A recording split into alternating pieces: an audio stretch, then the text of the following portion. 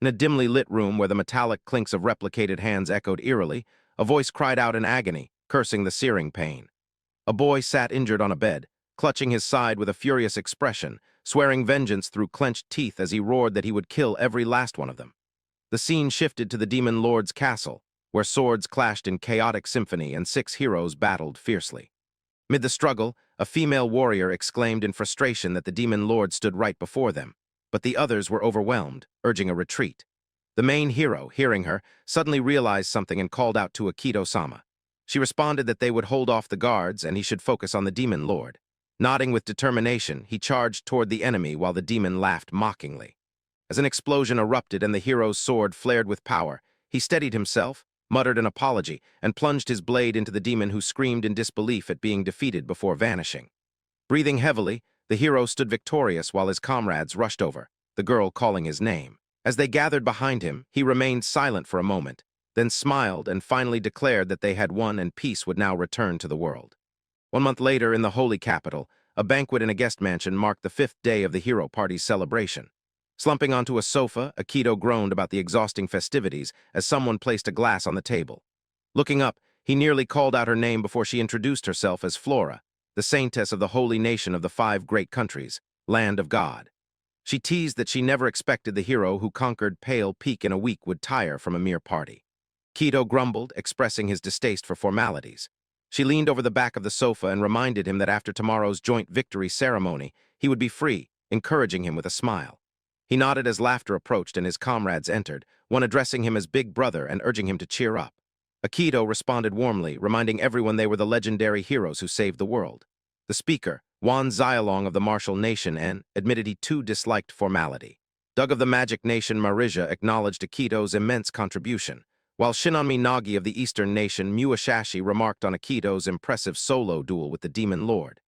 Akito modestly replied that it was not his strength alone, and that he could not have done it without them.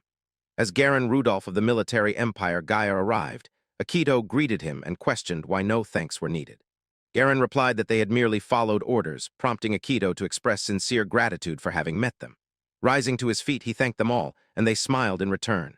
Later, the mood turned light as Flora helped a laughing and tipsy Akito walk while Juan joked about his poor liquor tolerance. Shinonmi chided him for drinking while enjoying the local brew.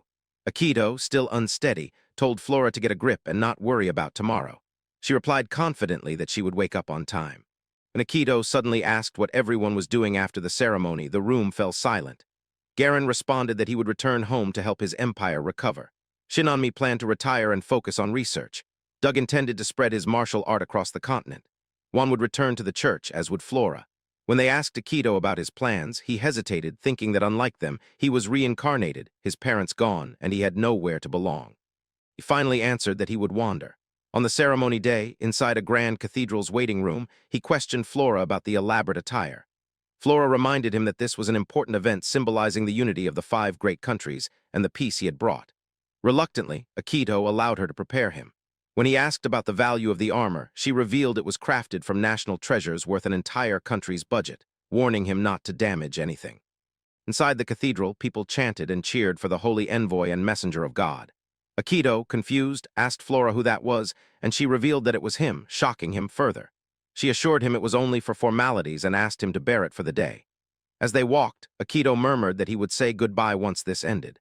Calling Flora's name, he hesitated and then referenced their previous conversation about his future. He revealed he had thought about it all night and decided he wanted to travel the world, helping those still in need, and hoped to do so with her. Embarrassed, he asked if it was strange, but she smiled and called it a wonderful dream. Inside the cathedral, surrounded by clerics from across the world, Akito marveled at the ceremony's scale as Flora guided him to the altar and instructed him to remain still. Observing the intricate setup, he grew wary when Flora commanded the ritual to begin.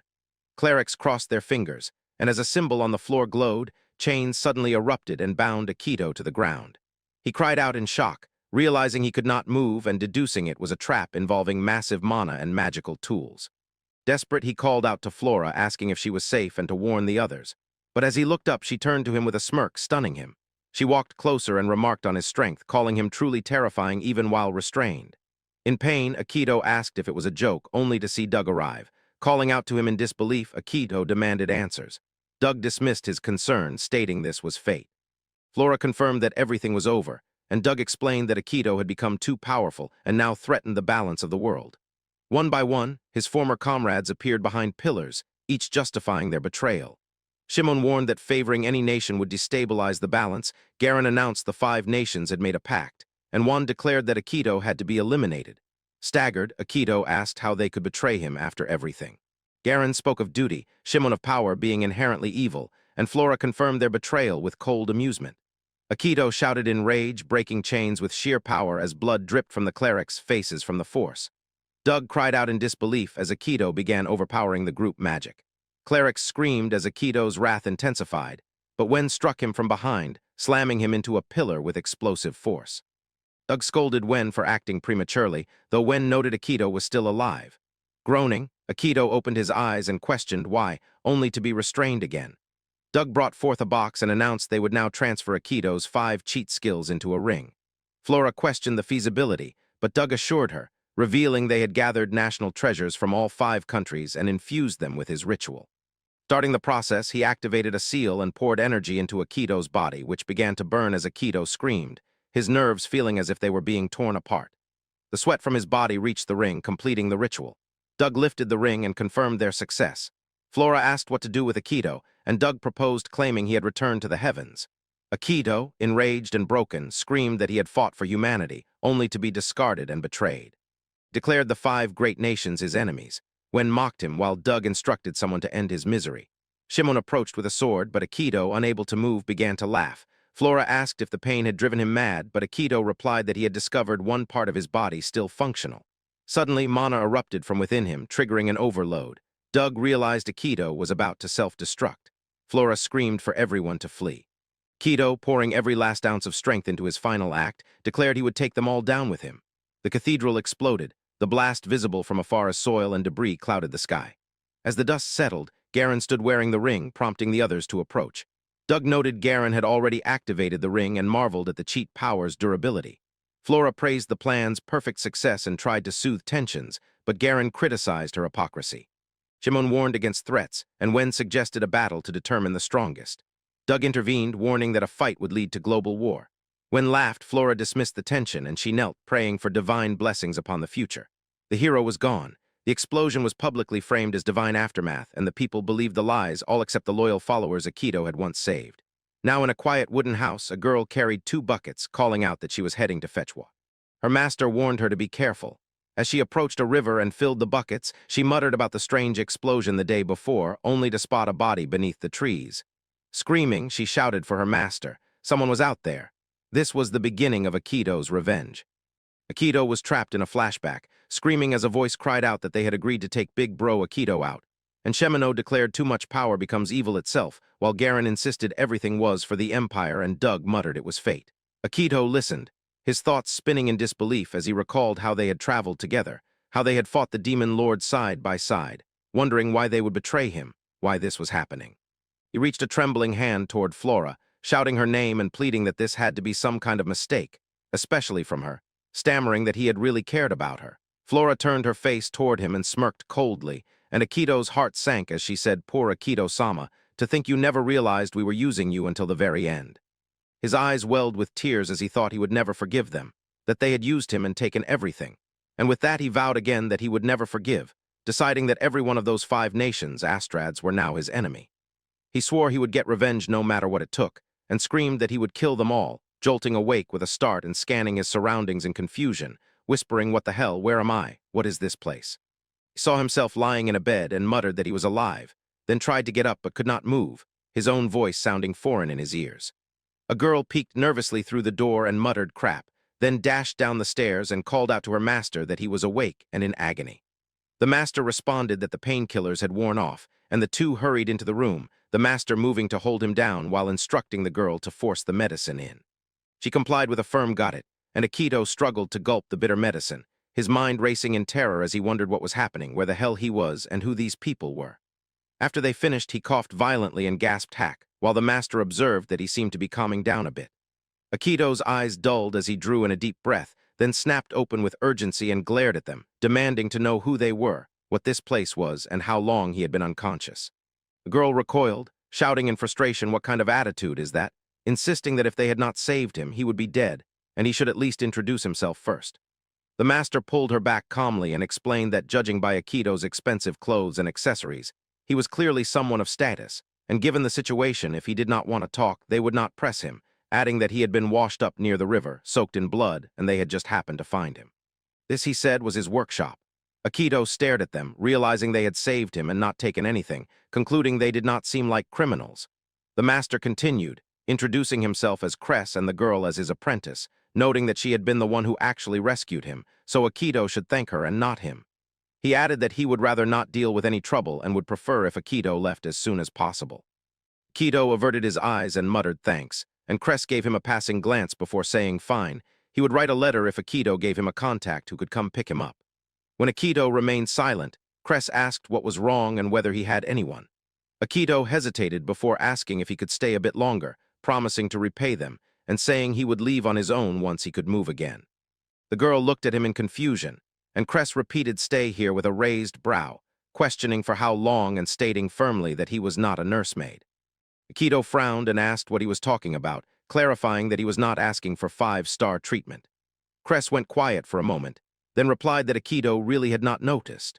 The girl turned to Cress, calling his name and suggesting it was better he hear it now, that sooner or later he would have to know, though she hesitated and asked if they should wait until he was more stable. Akito shouted at them, demanding to know what they were whispering about, and Cress stepped forward, gripping the blanket, saying it was fine and that even if Akito panicked, he could handle it. He moved to pull the blanket back as Akito shouted again, insisting he be told what the hell they were talking about. When Cress finally pulled the blanket away, Akito stared in stunned silence, his breath caught as he realized his arms and legs were gone. His voice broke in confusion as he uttered huh, and his thoughts spiraled in horror. No, it's gone, my arms and legs, they're gone. He turned to Cress in disbelief, and Cress responded with grim finality that the damage had been too severe, and if they had not amputated them, Akito would be dead. Akito saw himself and let out a desperate scream, shouting why did this happen to me? While the master ordered hold him down, struggling to restrain him as Akito cried out for someone to tell him this wasn't real. His mind raced in panic, questioning why it had to end like this, wondering if he had blown the others away with the explosion, and if so, why the rest of his body remained intact. Then a dreadful thought hit him and he muttered, "No, don't tell me. Was it them?" As he glanced at his missing arm and was suddenly overwhelmed with nausea, vomiting violently as the master and the girl looked on in silent concern. Akito gasped out, Why am I the only one who has to suffer like this?" His voice cracking as he looked down, tears streaming, and whispered, "How the hell am I supposed to get revenge in this state?" Then broke down, begging them to just kill him already. The master grabbed him by the bandages and shouted, "You damn idiot. After all the trouble we went through saving your life. Don't throw it away," and Akito yelled back, "Shut up. What the hell do you know about my pain? Lose your arms and legs first, then preach to me. Don't look down on me from your high horse."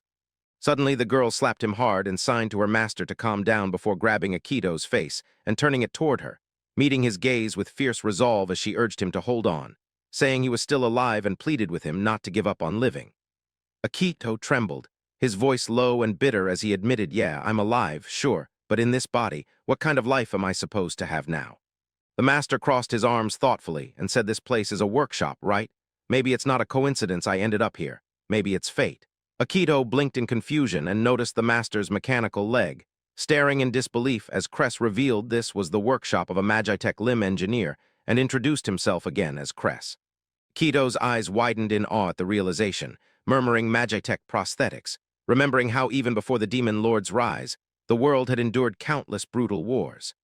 As weapons and magic evolved, the number of wounded soldiers surged, and desperate for manpower, the ruling powers had demanded that engineers like Cress develop ways to send broken soldiers back into battle. The engineers answered that call by creating steel prosthetics powered by the user's own mana, allowing those soldiers to move again. He realized that this was how Magitech prosthetics had been born, to literally reuse broken soldiers.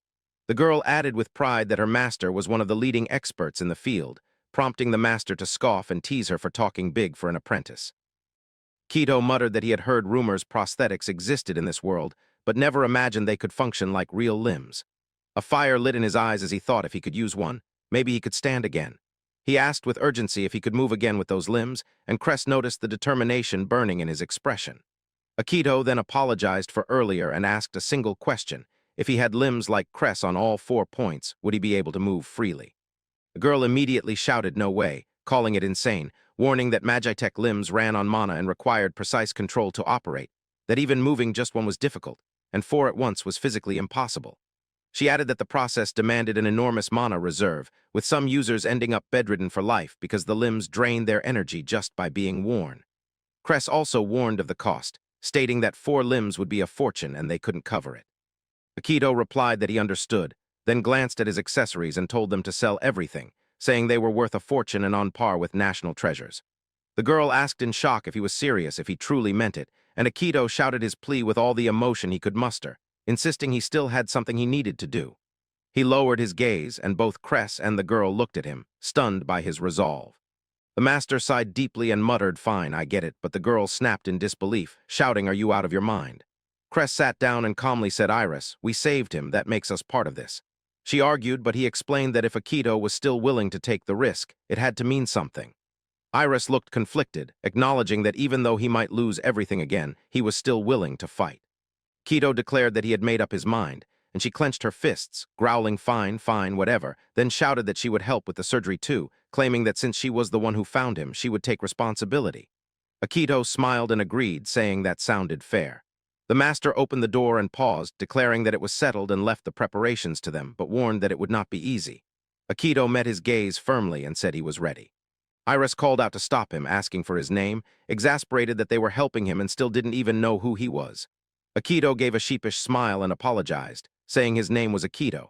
She smiled faintly in return, thinking finally a smile, and Cress assured him they would do everything they could and asked him to trust them too.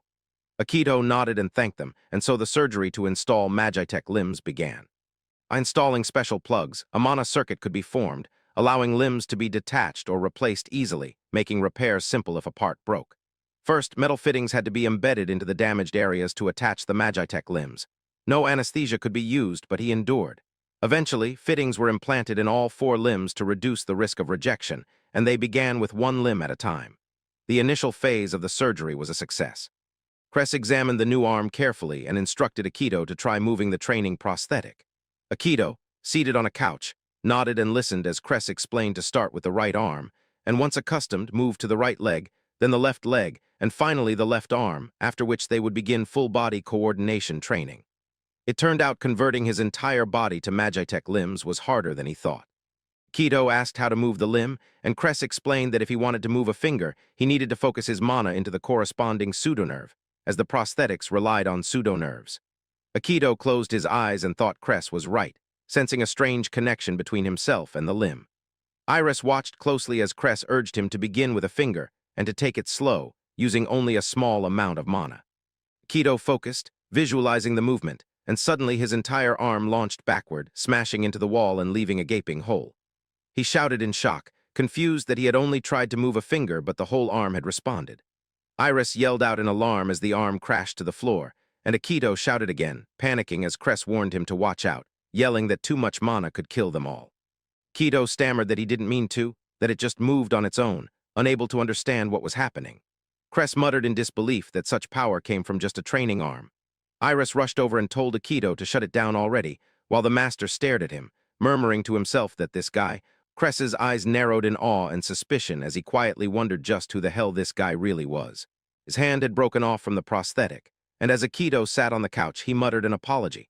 The girl stood beside him, arms crossed, scolding him sharply, asking if he even understood the meaning of restraint. He replied with genuine remorse, repeating his apology. Master stared at him in disbelief, muttering under his breath, trying to comprehend what kind of freak Akito was to break a Magitech prosthetic with sheer mana output. It was absurd. No standard prosthetic could withstand that. Approaching, he declared that standard-issue prosthetics couldn't handle his mana and that he'd have to craft a custom set. Akito lit up with hope, but Master added he'd be charging extra, and Akito would pay for the damage to the floor and wall as well. Akito groaned in defeat. The path to acquiring his Magitech limbs was pure torment. Now bedridden, the girl fed him spoonfuls of food, but he, lost in thought, didn't respond. When he finally grabbed the tray and tried to sit up in bed, he insisted she didn't need to feed him, just leave the food and he'd eat it himself. She snapped, asking what kind of person treated someone like a dog. The worst part for Akito was the helplessness. He couldn't do anything on his own, not bathe, go to the bathroom, eat, move, or even scratch an itch. It was a waking nightmare. But the cruelest suffering came from inside his mind, striking hardest at night or when rain fell. Screaming into the silence, he writhed from phantom pain, shouting that it burned. Pain surged in limbs no longer there, like lightning through bone, like glass underfoot. His brain misfired, pain followed, and no medicine worked. There was no cure. Biting into his blanket, he screamed, driven by the agony. Yet through clenched teeth, he vowed that this pain would be his fuel. It screamed at him never to forgive them. He would kill them all, even if it was the last thing he did. Iris listened quietly from outside his room, guilt washing over her for pushing the surgery so quickly. Training continued. He practiced with fake hands, trying to write, and a year passed. Eventually, he received his prosthetic legs. Standing with the help of a stick, he stared at the floor as Iris observed from behind.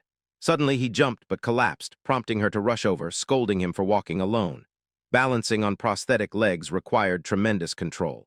He apologized, explaining he just wanted to adjust to his new body quickly. Supporting him gently, she asked why he was in such a rush. He nodded silently.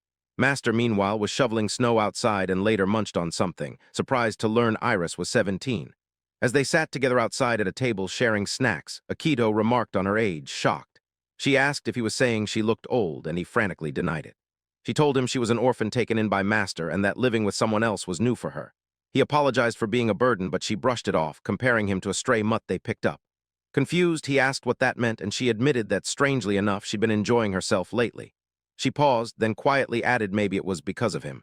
Panicking, he asked if he crushed the mood again. She laughed, thanking him for the cliché line. The seasons passed. Master continued working on Akito's limbs. 4 years later, in a field, Iris called out, asking if he was ready. He responded from afar that he was good to go anytime. She carried a basket of eggs, warning him dinner depended on his catch. He assured her, and she tossed the eggs into the air. With astonishing precision, Akito caught all of them, even catching one with his foot as it nearly fell. Impressed, she praised his skills. Master appeared from behind, observing with a prototype prosthetic. Akito looked at his hand, murmuring that he'd finally got the hang of it. Controlling it now felt like a video game, his Magitech body like a customized controller. It took his brain time to adapt, but now he was more precise than ever. Iris examined the basket, amazed that not a single egg had broken. Akito turned to Master and asked how he looked. Wasn't he ready for the real limbs now? Master agreed, saying it was time. They entered the workshop where a box held a completed leg. Master revealed his custom-built Magitech prosthetics. Akito shouted in disbelief, upset they were done this whole time and no one told him. Master admitted he had to test Akito's resolve. Confused, Akito asked what he meant, but Master said nothing and instead told Iris to fit the limbs. Once fitted, Akito marveled at how incredible they felt, exclaiming that it was insane how natural they were. He threw a punch that shattered a wooden beam and admired the strength and responsiveness. Master, proud, reminded him who built them. Then he passed the torch to Iris, assigning her the fine-tuning. She panicked at the responsibility, stammering that it wasn't what it looked like. Master teased that no one understood Akito better than her, so she was the perfect choice. She shouted back indignantly, and Akito, watching from the back, clenched his hand and thought that after 4 long years, he finally had his fangs. Let them enjoy peace while they could, because soon they would regret everything. A few months later, Akito and Iris walked through the town, arms full of supplies. Akito noted it had been a while since they strolled like this. She reminded him he'd been too busy training and tuning his limbs. Meanwhile, back home, Master lay sick in bed, coughing. Seeing him, Akito noted how rare it was for Cress to fall ill. Cress asked him to handle a delivery, and Iris confidently replied that they weren't kids anymore. In the present, they wandered the market and noticed a food stall. Iris pointed out the delicious smell and suggested they check it out. Akito dismissed it as a kid's errand, but then she called his attention to a statue. Confused, he looked at it carefully and realized it was indeed him. The armor and gear matched exactly. He questioned why there was a statue of him. A man behind them asked if they'd never heard of the Heroism Church. Akito, stunned, repeated the name. The man explained it was a group founded by those saved by the hero, honoring him like a god. Akito stood in stunned silence. The man went on to say the Heroism Church had branches in all 5 nations. Akito grabbed Iris's arm and told her they should leave, recognizing a sales pitch. But she found it all rather sad. The man added that everyone once stood united under Akito to defeat the demon lord, but now the nations were at war again. They wondered why Akito had abandoned them and ascended to the heavens. Even with the demon lord gone, monster attacks persisted while the nations did nothing, letting the borderlands fall into chaos. As they walked, Akito silently questioned whether he'd just been hiding in peace for 4 years like a coward.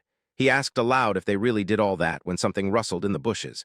He spotted movement and muttered that it looked like monsters. They shouldn't be this close to town. Iris hid behind him, saying she had a bad feeling. He agreed and told her to hold on as he lifted her onto his back, sprinting towards home. But the monsters reached their house first. Iris gasped that the workshop was under attack. Akito cursed under his breath, knowing Cress was inside. As rage surged, he launched himself into the air, shouting at Iris to get out of the way. He clashed with the monsters, unleashing his fury, cutting them down with newfound precision. They rushed into the room, calling out for Cress. But when they saw what had happened, Akito's eyes darkened. He should have realized it sooner. These were always the kind of people who took everything from him. Iris sat in the bath, pulling the chain as a bucket of water splashed over her head. As she slowly sank into the tub, her voice trembled, pleading for her master not to leave her behind. Meanwhile, Akito stood solemnly in front of Cress's grave, eyes closed, remembering the old man's final moments. Back when Akito was about to leave the room, he had asked if they shouldn't at least call a doctor, questioning if Cress really wanted to stay like this. Cress had simply answered that he knew when he was dying that these wounds couldn't be saved. Akito had hesitated, mentioning Iris, explaining that she'd rushed off in a panic to find medicine, desperate to stop her master from dying.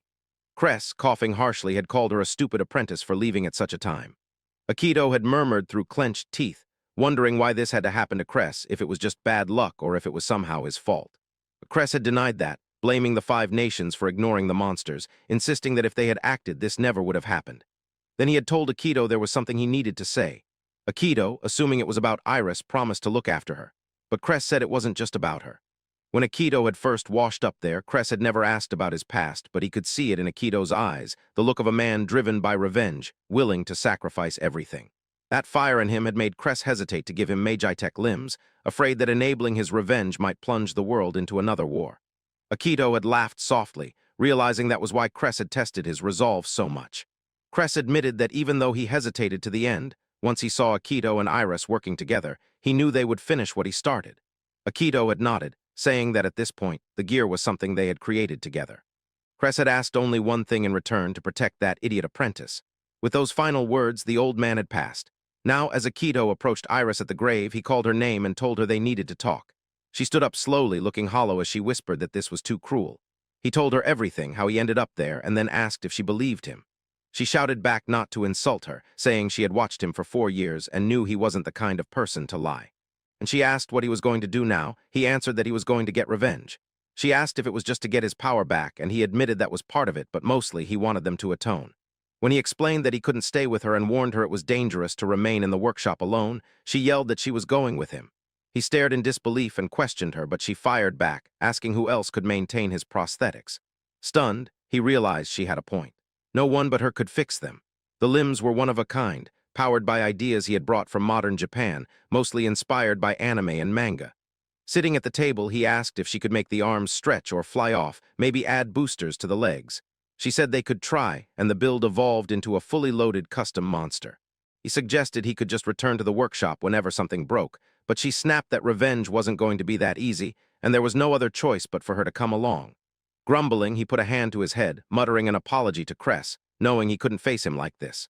Finally, he gave in, admitting she was impossible to argue with. She cheered and said she'd start packing right away. Back at the house, while she busied herself, Akito reminded her not to run off on her own and to listen to him. If she died, it would all be for nothing. She shouted back that it was her line, saying he owed her, and that she wouldn't let him die after all the work she put into those limbs. He looked at her with a strange expression, realizing she had lost her only family too. She was grieving, but hiding it, trying to stay strong for him. He told her not to worry, that he'd pay back every cent he owed and wouldn't die until he did, and also he wouldn't leave her alone. She froze in surprise, then laughed when he glanced at her with one eye. She turned to him and said he better keep that promise. Akito smiled, remembering Cress's last request to protect her. Moving to the sofa, he promised again that he'd protect Iris no matter what. They packed their things, and when everything was ready, he looked around and said it was time. He pulled a curtain from the window to cloak himself, saying that from here on he would need to conceal who he was. She asked where they were headed first, and he replied that their first stop was the closest capital, Raku, where one of the 5 heroes, Xylong, resided. She nodded and said they should get moving. As they left the house behind, he thought to himself that somewhere out there, someone needed his strength, and if he could help even one of them, then maybe, just maybe, if it was with Iris by his side, he could find purpose again. In the martial capital of Raku at the city gates, desperate voices cried out as peasants begged the soldiers to open the gates. They pleaded for an audience with the king, swearing they would starve if left outside for the winter. The soldiers atop the wall shouted back, mocking them for making noise at such an hour. Panic spread through the crowd, but then someone approached from behind, scolding the soldiers for being too loud. Startled, they turned and saw who it was. Master Xylong had arrived. When told the peasants were demanding an audience, Xylong scoffed. Silence fell for a moment, then suddenly a spark ignited. A dragon descended, slaughtering the helpless people. Cries of horror echoed as someone screamed, asking what he was doing. Xylong casually muttered that finally there was peace and quiet. He looked up at the soldiers and ordered them to report this as stopping a rebellion before it started. The guards trembled before bowing, affirming that they understood perfectly.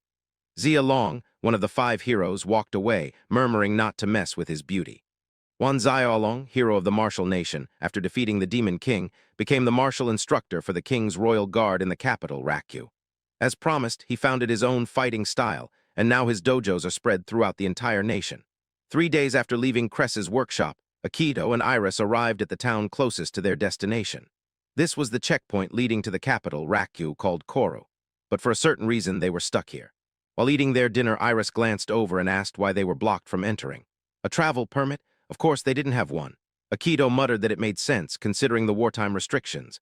Iris stayed silent while Akito thought bitterly about his carelessness. They had confirmed Xylong was in Raku, but without ID or papers, they were stranded. He had assumed that once they got close, they could work something out. Now they couldn't even step inside the city. He cursed under his breath, trying to figure out how to get past the checkpoint. Iris suddenly asked how he planned to get his powers back. He explained that his cheat ability had been sealed into rings by dues, each ring holding a different part of his power. He remembered the ritual clearly, the searing pain etched in his mind. Iris wondered if each one of them wore a ring and if destroying them might return his powers. Akito said it was hard to say, but either way, they needed to retrieve those rings first. Nearby, a group of rowdy men burst into laughter, annoying the waitress who politely asked them to quiet down. One of them mocked her with a sarcastic laugh. Akito paused mid-sentence, his irritation growing. Iris scoffed, saying that kind of behavior killed her appetite. Another table whispered about hunters, warning not to make eye contact with those freeloaders. Akito glanced at them, murmuring that those were hunters. He recalled how the hunter profession had risen to prominence after the Demon King was defeated. They were now essential, paid to take down monsters and escort civilians through dangerous zones. As a privilege, they were exempt from border and checkpoint inspections. Akito suddenly stood, wiped his mouth, picked up his glass, and approached the hunter's table. Iris shouted in alarm, demanding to know what he was doing. One of the hunters looked up, puzzled, and asked what his deal was. Akito replied coolly that they looked like they were having fun and asked if he could join. Shock spread across the tavern. The hunters laughed, amused by his boldness, and invited him in. Iris screamed in disbelief, but Akito remained calm, saying he just wanted to ask something. He inquired how to become a hunter. The hunter laughed, told him he wouldn't survive, and dismissed him as a scrawny brat. As they started to leave, Akito declared that if that's how they were judging people, then he was qualified. They stopped. Akito added that he was stronger than them, so if he was a wimp, they were too. One of the hunters snapped, trying to punch him, but Akito dodged easily, drawing the tavern's attention. The crowd shouted for a fight. The hunter called Akito fast and cursed him. His friends grew frustrated that they couldn't land a single hit. Iris watched in awe, unable to believe his fluid, almost inhuman movements. She thought about the name for Akito's custom magic prosthetic. It wasn't just a prosthetic anymore. She would call it a special feature beyond anything else, a Magitech frame core. Akito effortlessly avoided every strike, causing one hunter to accidentally hit another. Realizing his mistake, he cursed. Another hunter drew his sword, shouting that he would kill Akito. Iris gasped in shock. Just before the blade could be drawn, a commanding voice from behind stopped them. "Garkins, enough. Put your sword away." The hunter turned in surprise, recognizing the man. "Mr. Gald?" He apologized to the shopkeeper for the mess and offered to cover the damages. The hunters backed down immediately, mumbling that he stopped them with a single word. Clearly, he was strong. Gald approached Akito and offered a sincere apology, to which Akito responded that he wasn't hurt. Iris, still annoyed, pointed out that Akito had picked the fight. Gald smirked and said that as an apology, since Akito wanted to be a hunter, he might be able to help. Akito smiled, ready to follow. Upstairs, they sat at a table, with Iris seated and Akito standing before Gald. Gald asked if it was true they wanted to go to Raku but had no permit. Akito confirmed it, explaining his idea to use a hunter license. Iris, chewing her food, murmured that this was Akito's plan all along. Akito asked if it was really that easy. No tests or anything. Gald admitted that the organization was new and terribly understaffed. The kinds of people they were hiring said a lot. But Akito was clearly skilled. His calmness in the face of aggression had proven that. Gald handed him an envelope, explaining that his recommendation would be enough. Just bring the note to the guild and take a job. Akito gratefully accepted and asked how Gald could tell he was skilled. Gald replied that only someone strong could stay calm in that situation. He had let the fight go on as a test, and Akito had surprised him. On their way out, Gald asked if that was Xylong style Akito used. He was skilled. Where had he trained? Akito remained silent, remembering that he had trained under Xylong himself. The next day at the Martial Nation Hunter Guild branch, a cheerful man greeted them. Rugeles, a traveling merchant, thanked them for accepting his escort request. Due to circumstances, he could only pay half the usual reward, and he hadn't expected anyone to accept it.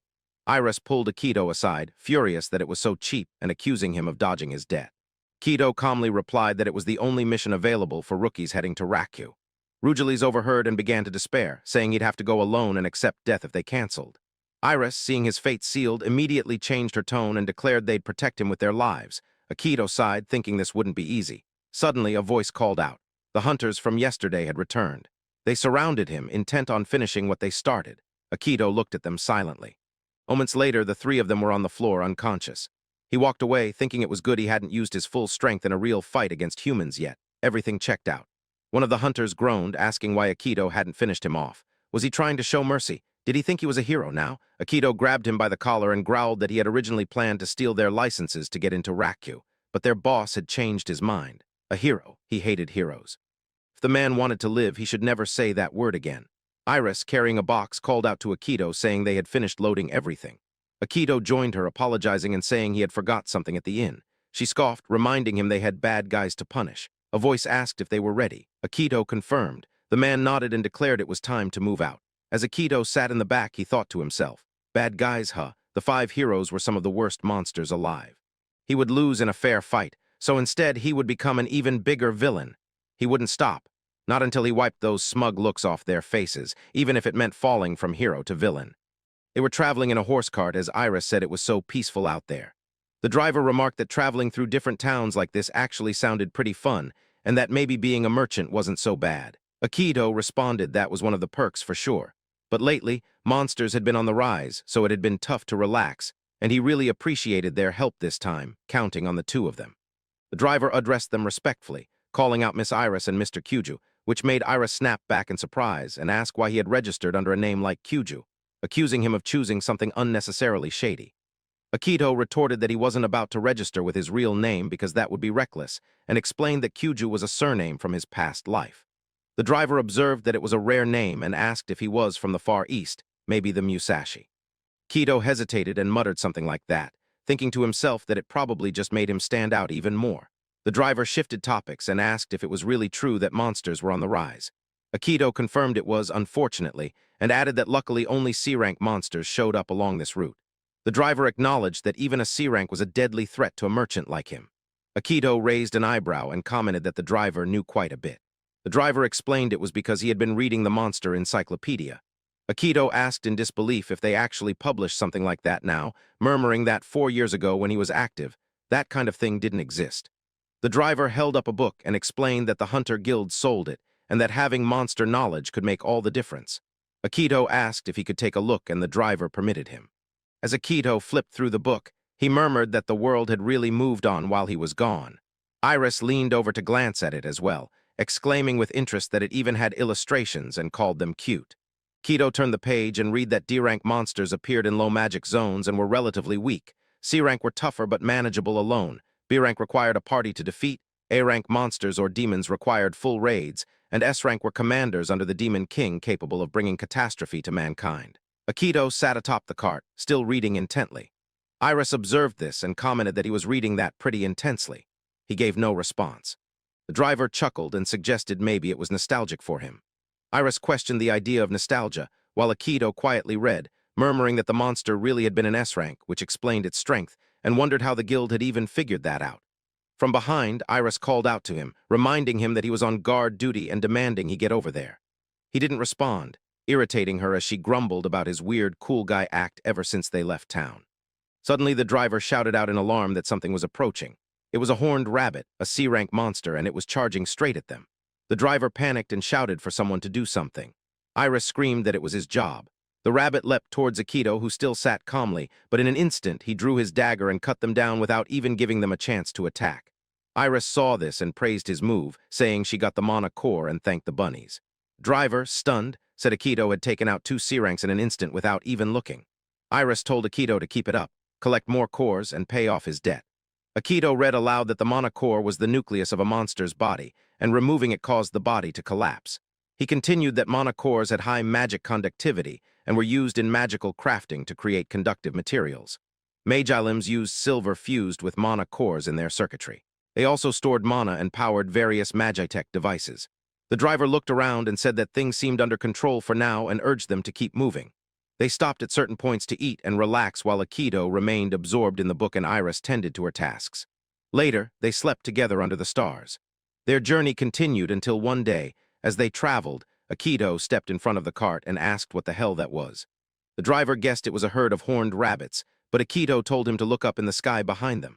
Suddenly, an eagle swooped down in a surprise attack, shocking everyone.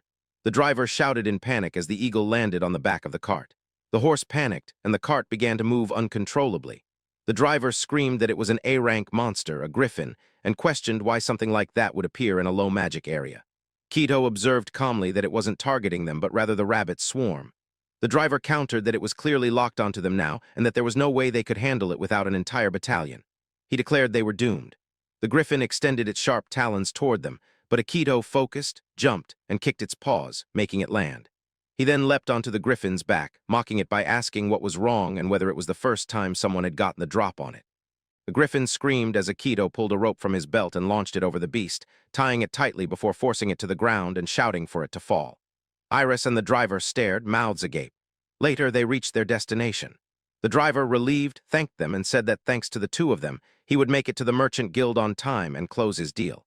He admitted he still couldn't believe his eyes that Akito had repelled a griffin in one blow. Iris corrected him, saying technically it got away, while Akito remained silent. The driver asked just who they were anyway, since they didn't seem like ordinary bodyguards. Iris and Akito looked at each other and then pointed at each other. Iris claimed they were just a debt-ridden rookie hunter and Akito called her a loudmouth apprentice engineer. The driver looked confused. As they walked away with their gear, Iris lamented the waste of the griffin's core, saying it had been priceless. Akito replied that they didn't have a choice and that reaching Raku was their top priority, and they couldn't afford any more delays. She stopped and asked if that meant his debt repayment was a waste of time now. He brushed it off and urged her to keep going.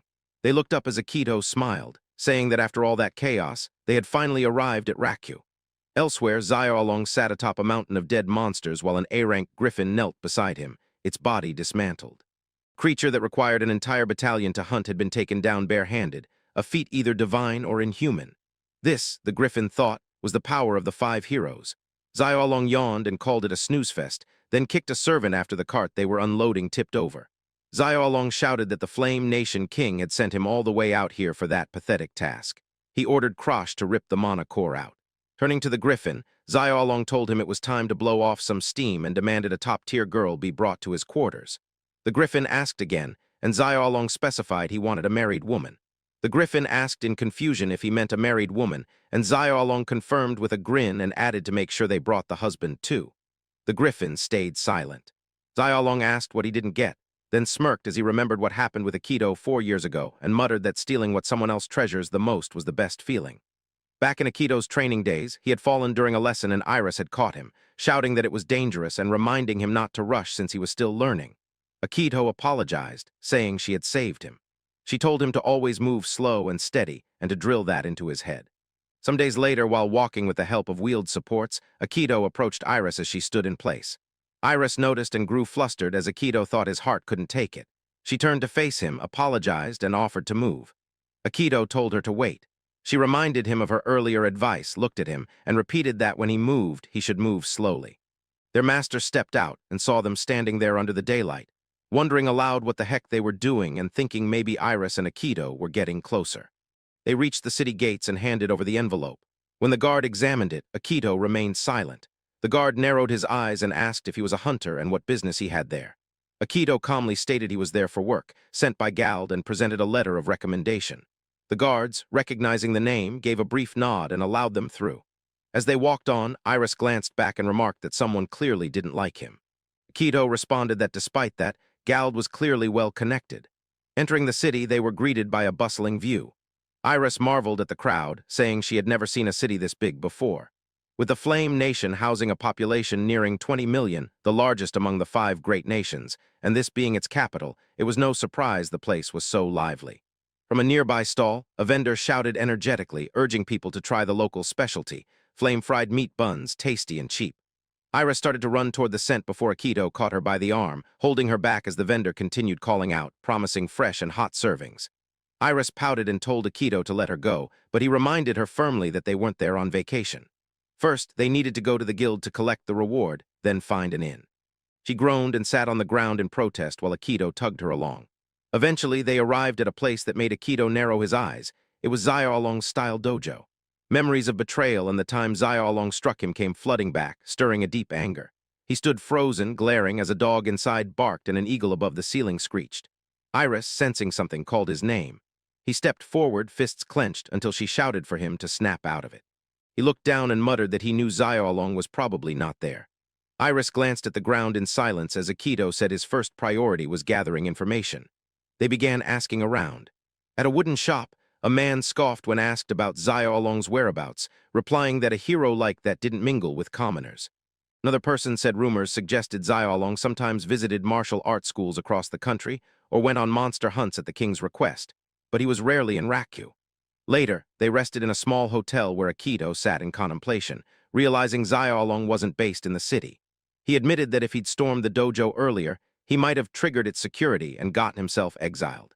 He thought Iris had inadvertently saved him from that mistake. But revenge wasn't his only goal. He needed Xylong to talk about the ring too. That meant a one-on-one encounter, somewhere private with no interference. He considered sneaking into the royal castle where Xylong lived in a private room and striking while he was asleep. But he quickly dismissed the idea as too risky. If he failed once, the security would tighten and he'd never get another shot. Instead of going to Xylong, he concluded he needed to lure him out. He believed it wasn't impossible. He understood how Xylong thought, impulsive, arrogant, addicted to battle. Someone like that couldn't stand knowing a stronger fighter was out there. He would always take the bait. Akito grabbed a quill and began scribbling, imagining Xylong's reaction to mocking posters. He drew a beaten, exaggerated face with captions like weakling, coward, sobbing, and challenged Xylong to face him alone. Smiling with satisfaction, Akito muttered it was perfect. Xylong wouldn't be able to ignore this. Just as he was about to declare his plan, Iris appeared behind him and slammed his head into the table, shouting that he was an idiot and asking who would fall for such a childish challenge. Akito tried to protest, saying Xylong might actually come, but she yelled over him, demanding how he knew Xylong would show up alone. He admitted that was true and asked what they should do instead. Iris remained quiet, then stared at him thoughtfully, thinking that most of the time Akito was calm and rational. But when it came to revenge, his intelligence dropped to goblin level.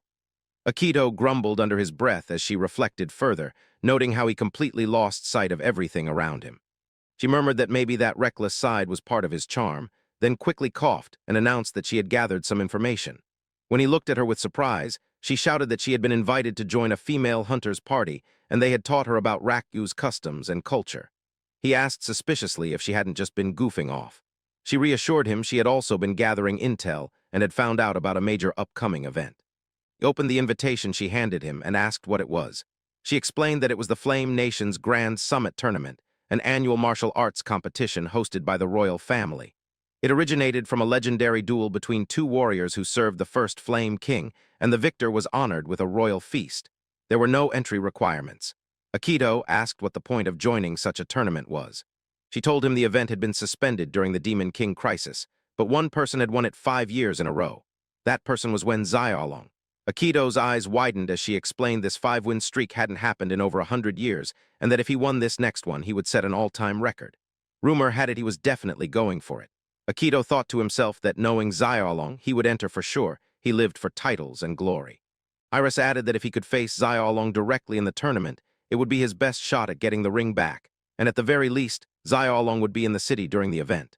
Akito began to laugh, confusing Iris. He declared that a hero showing himself so publicly was incredibly convenient. Scratching his head, he thought choosing Xylong as his first target had been the right call. Iris observed him with a mixture of concern and curiosity. And so, with everyone chasing their own goals, the Flame Nation's greatest event prepared to unfold. The Grand Summit Tournament was about to begin. In the city, fireworks exploded so loudly that Akito, watching them through the window, muttered to himself that no wonder it was so loud, shaking his head and thinking how wild it all seemed, remarking on the massive crowd and how he hadn't expected the event to be this enormous, noting how they had been partying since before sunrise. He turned to look back at Iris and asked in surprise if she was already up, scolding her that staying up late would kill her, to which she shouted sarcastically, wondering whose fault that was. then sighed and questioned seriously if he was really going to enter looking like that. Glancing at his mechanical hand, Akito blinked and asked if she meant this, stating that he had not much choice and that it was a last-minute call. Iris warned him flatly that it was made of nothing but sane-forced wires, and compared to the Magitech limbs, it only had a third of the power and durability.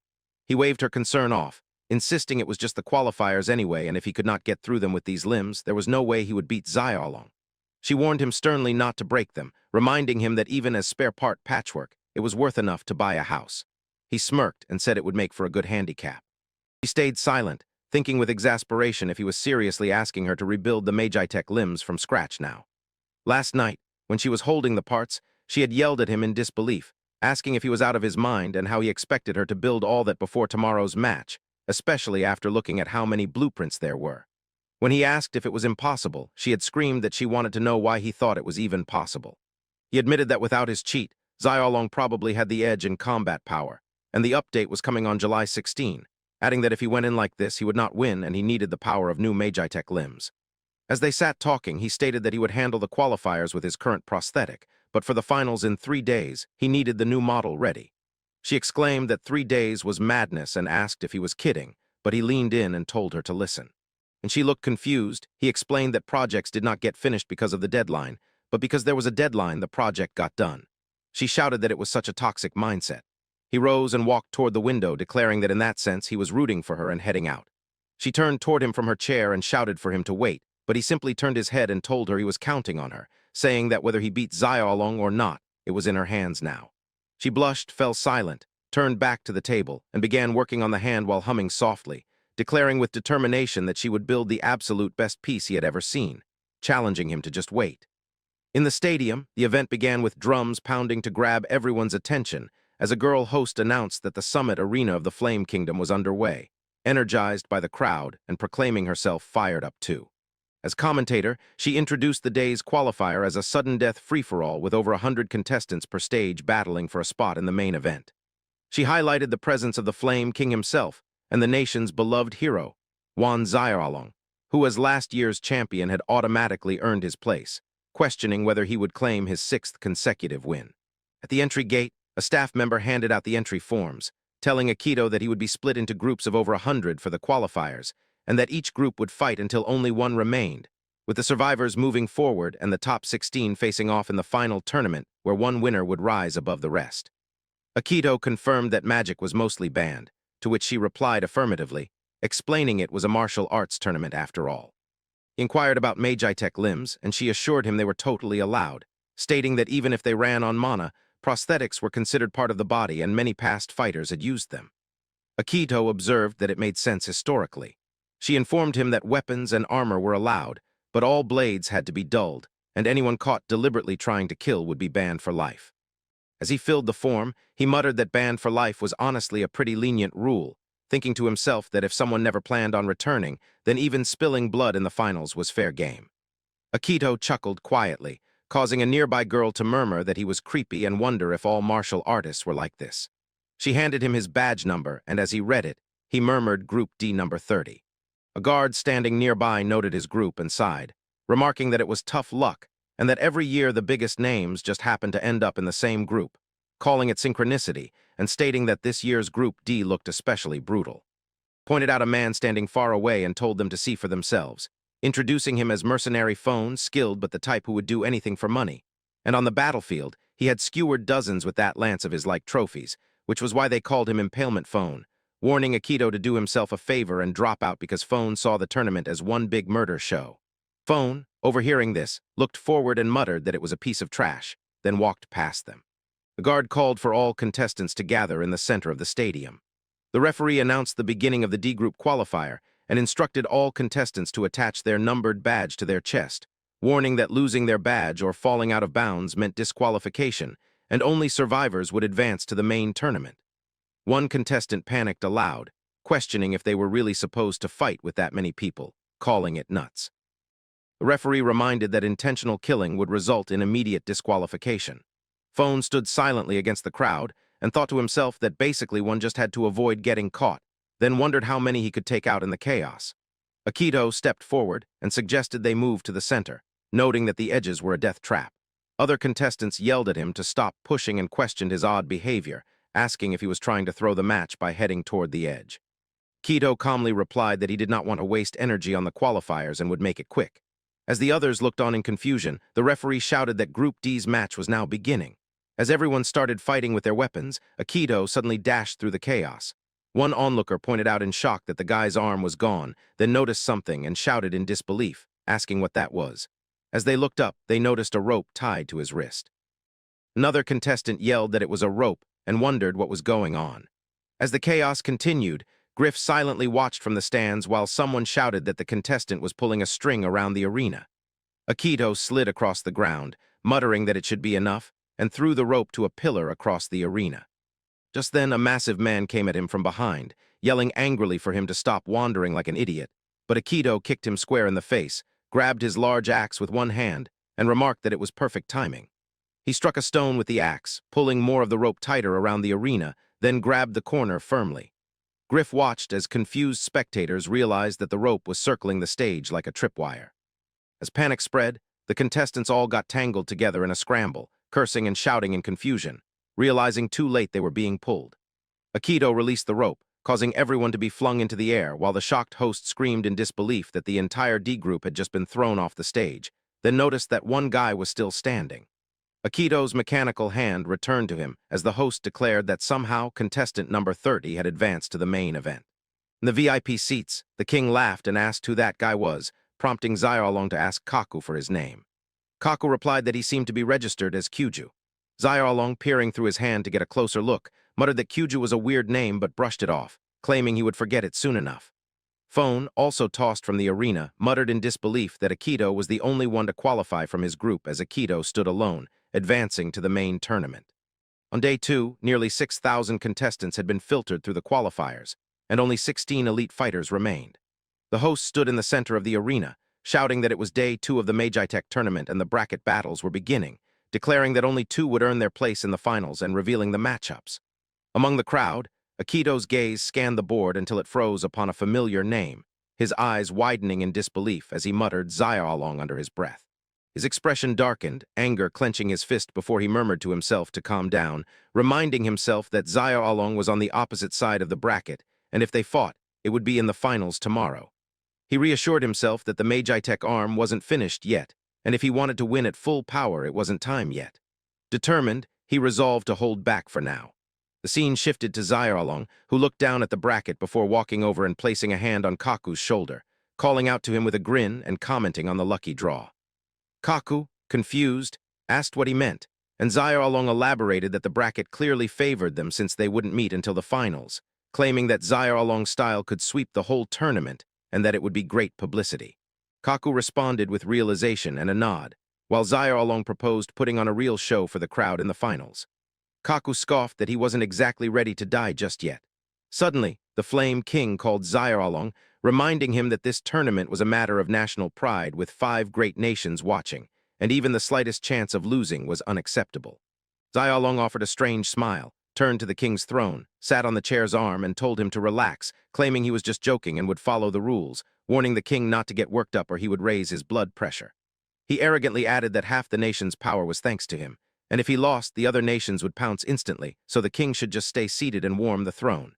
As he walked off, he demanded a reward and plenty of women, calling Kaku to follow. The king remained silent. The first match was called, pitting the masked Prince Kick Karasu against Kuju. The host shouted with excitement as the match began, mocking that fighting bare-handed was an insult. Kick launched a massive punch at Akito, but Akito calmly caught his fist with one hand, stopping him in place. Kick stammered in disbelief before Akito folded his arms and slammed him to the ground in a single move, rendering him unable to continue.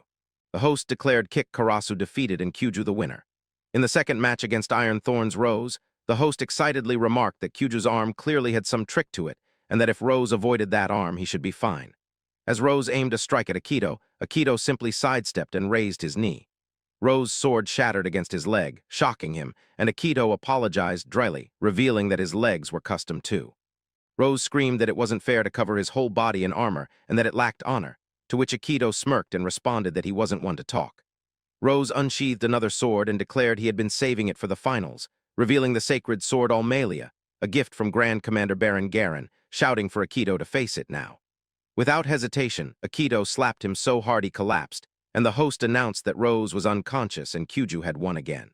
The crowd began to murmur, noting that the Magitech guy was surprisingly skilled and not just relying on cheap tricks, calling him a dark horse who might make it far. They pointed out that his next opponent would be Kaku, a disciple of the Xylong style, always overshadowed by Xylong but still a top-tier martial artist. As they spoke, Xylong arrived, drawing cheers. The host began shouting that match 3 of round 1 featured single-blade styles Thosi Takashi against the founder of Onatovic style, the hero Wan Xylong. The roar of the crowd thundered through the arena, a testament to Xylong's popularity, though the host admitted not understanding the hype. Xylong waved casually to the crowd while Azumi watched silently from the sidelines. Akito observed him from among the spectators, noting the terrifying aura surrounding him and wondering who he was. Azumi demanded the referee start the match, annoyed by the delay. The referee hesitated, but as Azumi stepped forward, he struck Xylong just as the referee called the match to begin. Xylong stepped back and easily defended, prompting him to think with mild surprise. Akito noticed the glint of the blade and thought in alarm that the sword was real. Azumi shouted in fury, and Xylong asked the referee to stand down unless he wanted to die, claiming things had just got interesting. He admitted he didn't know how Azumi had gotten a real sword in but noted the bloodthirsty look in his eyes and asked if he was a hardcore fan. Azumi, seething, demanded if Xylong had truly forgotten, accusing him of defiling and murdering his wife, revealing himself as Azumi of the Musashi Nation, seeking vengeance. Xylong raised his pinky finger and claimed he had no idea what Azumi was talking about. Azumi declared that he would make him remember in his final moments and apologize to his dead wife, vowing to avenge her, stating he had trained under Lord Shinnome for this moment. Xylong tried to recall and muttered about an Eastern woman with a left braid and fluttery features. As Azumi charged, Xylong caught the blade with just his pinky, stunning everyone. Azumi stood frozen in disbelief, unable to comprehend what had happened. Xylong smiled as Azumi launched an ultra-chi burst from a different angle, but Xylong continued to defend with only a finger. This was one of the 5 cheat abilities Aikido had lost, the grace of strength. With enough mana, the user's skin hardened like steel, vision extended for miles, and all poison or paralysis was neutralized when focused on vitality. It converted 100% of internal mana into physical power.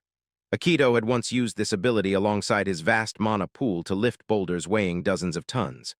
Xylong admitted he did not possess that kind of mana, but with precise control of output, he could perform tricks like this. He stopped another strike with only his knuckle, opened his fingers, and sent Azumi staggering back. With a twisted grin, Xylong finally remembered, casually mentioning an Eastern woman who resisted until he drugged her into submission, calling her the best one by far. Azumi screamed in rage, calling him a sick bastard, and rushed forward, but Xylong merely tapped his stomach with a single finger, sending him flying across the stage and smashing into the ground with such force that the floor cracked. The host gasped, calling it a shocking development and announcing that Xylong's single blow had sent Azumi flying. Xylong turned to Kaku and ordered him to get rid of Azumi later, warning that if rumors spread, it would be a mess. Kaku nodded in understanding.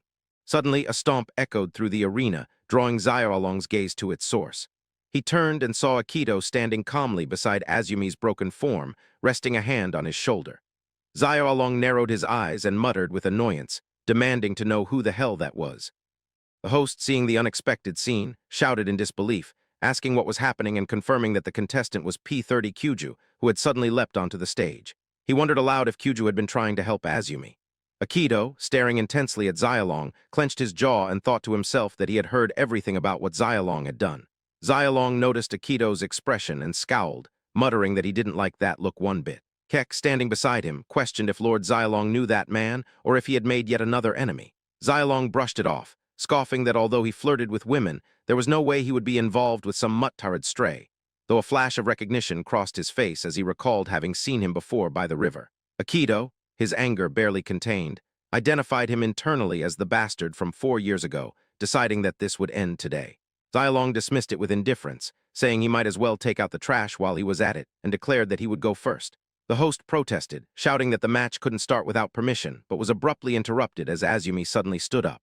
The host, startled, announced that Azumi was back on his feet, though the match had already seemed to conclude. With shaky breath, Azumi declared his intent to kill Xylong and gripped his sword tightly, drawing the attention of everyone present. The host exclaimed in shock as Azumi collapsed, unconscious while still standing. He officially announced that Azumi had passed out and that the winner was Xylong, acknowledging the sheer tenacity of both fighters and calling for a big round of applause. With that, the quarterfinals concluded, and the host informed the audience that there would be a short intermission to reset the stage. The scene transitioned to a private room where Raku addressed Akito in a calm tone, explaining that under normal circumstances, interfering mid-battle would lead to an automatic disqualification. However, since Azumi had already violated the rules and the match technically hadn't begun, it was declared void, and he advised Akito to be more careful in the future. Akito bowed slightly and offered a quiet apology, internally admitting that his actions were reckless. As he glanced at Azumi, now lying unconscious with a cloth covering his eyes, he reflected on how his emotions had nearly led him to charge at Xylong and lose everything. Azumi, stirring weakly, expressed his gratitude, acknowledging that Akito had risked everything to save someone like him. Akito responded modestly, claiming that his body had moved on its own. Azumi then confessed with trembling voice that Xylong had tortured and murdered his wife, revealing that he had entered the tournament solely for revenge. Akito affirmed that he had overheard everything, though he doubted the rest of the crowd had. Azumi, now weeping, admitted that vengeance had consumed him, breaking his warrior's code and leading to a humiliating defeat, believing only his late wife would truly mourn his disgrace.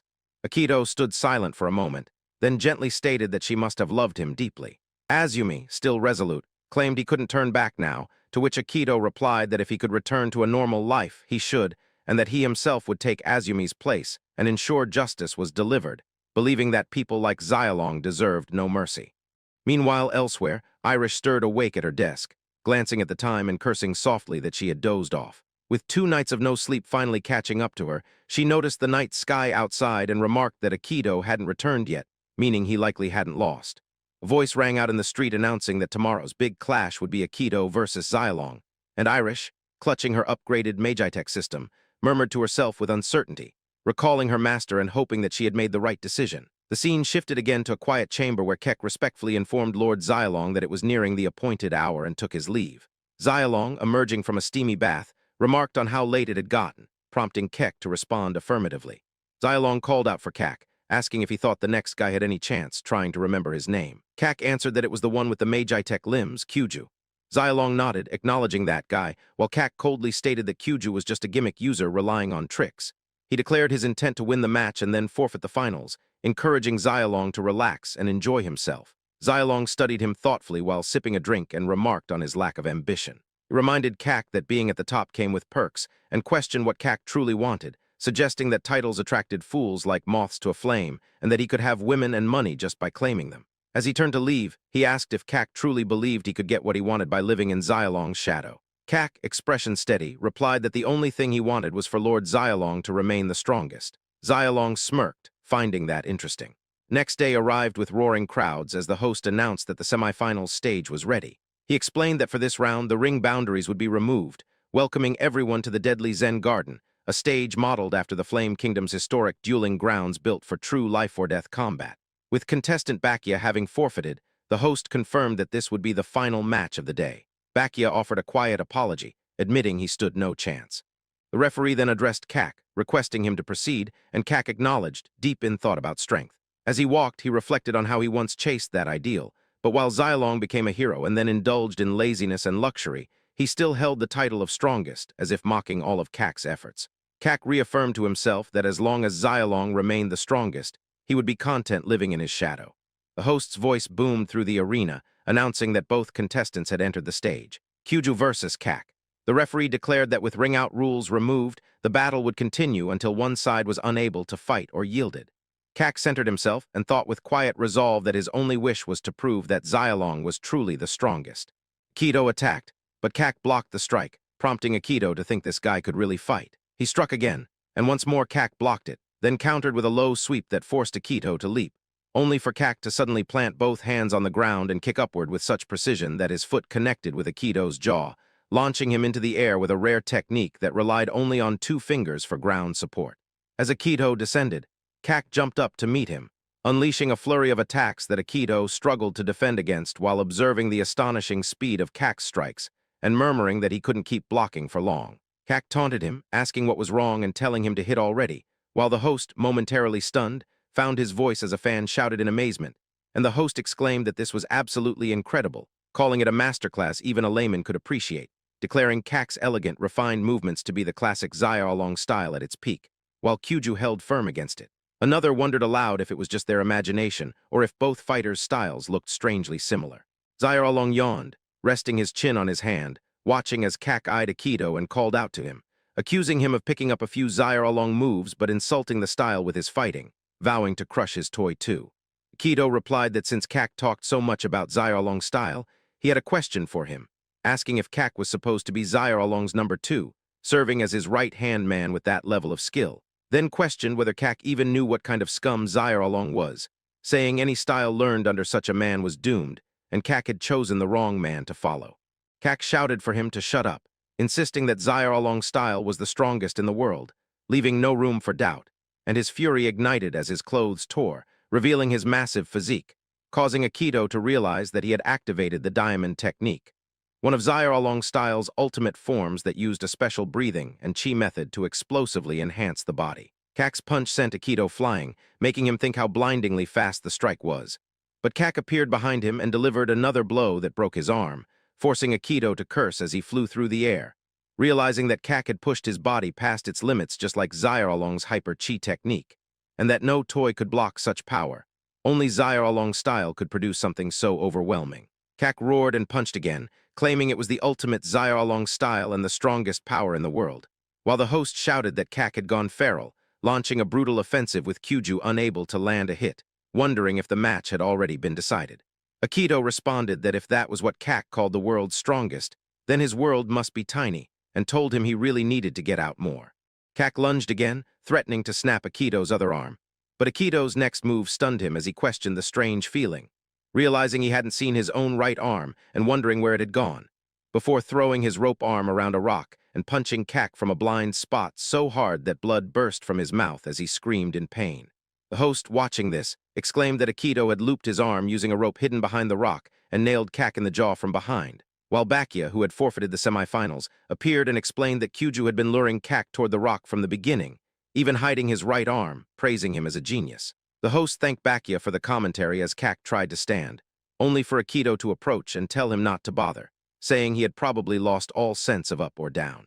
Kak accused him of being cowardly and taking a cheap shot, asking if he had no respect for the battlefield, but Akito admitted that if it had been a dojo match, he would have lost, acknowledging it was one hell of a punch that might have even topped Xylong for a moment, recognizing how hard Kak had trained. Kak replied that was why it was such a waste, and Akito told him he needed to see more of the world because as long as he followed Xylong, he would never be the strongest. Kak looked at his hand, stuck in thought as he remembered how everywhere he went, people recognized him and shouted that Master Kak had arrived and that they had always admired him, even calling the Grand Master a bit wild, and Kak realized he was the shadow. He stood, shouting that Xylong's style was the strongest and that he must be the one to lead it as its guiding example, then suddenly grabbed Akito, yelling that he would not lose to him. But Akito drove a powerful punch into his stomach, making him bleed again from the mouth as Akito smiled and remarked that he was not bad. The host shouted that the winner was Kuju, and with that, tomorrow's final match was set. 2 warriors preparing to face off for the championship title, their names igniting the crowd into a frenzy as the host announced the next and final battle would be Kuju versus Xylong. He marveled aloud at who could have predicted such an outcome, that Xylong's final opponent in his quest for a 6th title would be a mysterious newcomer with a mechanical arm, urging everyone not to miss the grand finals and to stay tuned. As Kak exited the arena in silence, Akito called out to him, reminding him that as long as he stood beside Xylong, he would never be the strongest. Kak paused only to hear a voice comment on his total defeat, looking up in shock to see Xylong himself standing there.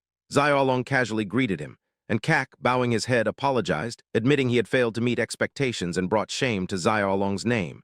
But Xylong smirked, saying he had really gotten wrecked and that the fight was too much for him, then offered to fix Kak's injuries by showing him a healing pressure point he had recently discovered. Kak, confused and hesitant, started to respond, but Xylong suddenly pressed the point, and Kak screamed in agony, his body convulsing as Xylong mockingly asked what he was and told him there was no need to hold back. Kak's pain grew unbearable, nerves flaring, as Xylong removed his finger and wondered aloud if he had missed the spot, then grinned and said he was just kidding before ordering Kak to show the strength of Xylong's style. With cold contempt, he accused Kak of dragging their name through the mud and declared that he was no longer of any use.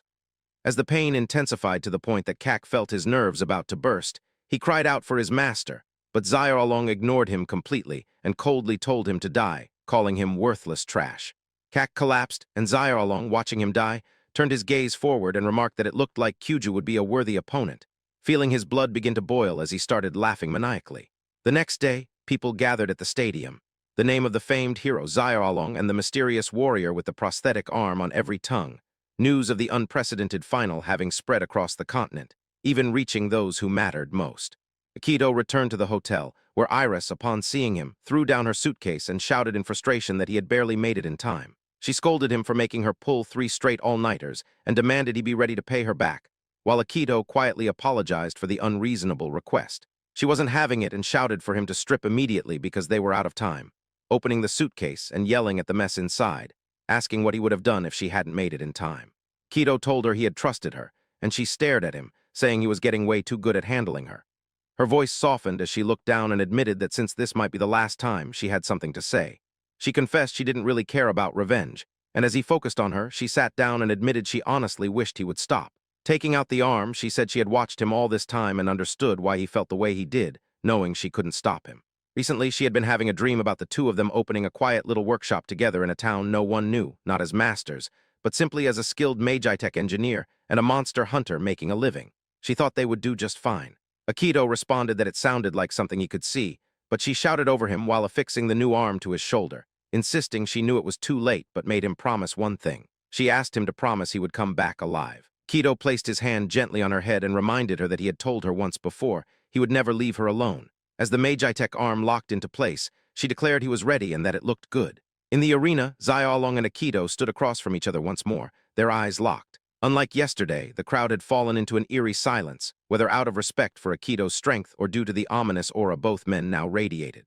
Azumi stood among the spectators, watching with quiet tension, sensing that something historic was about to unfold. The audience murmured in confusion when Xylong suddenly began to laugh, congratulating Akito and assuring him it was a genuine compliment.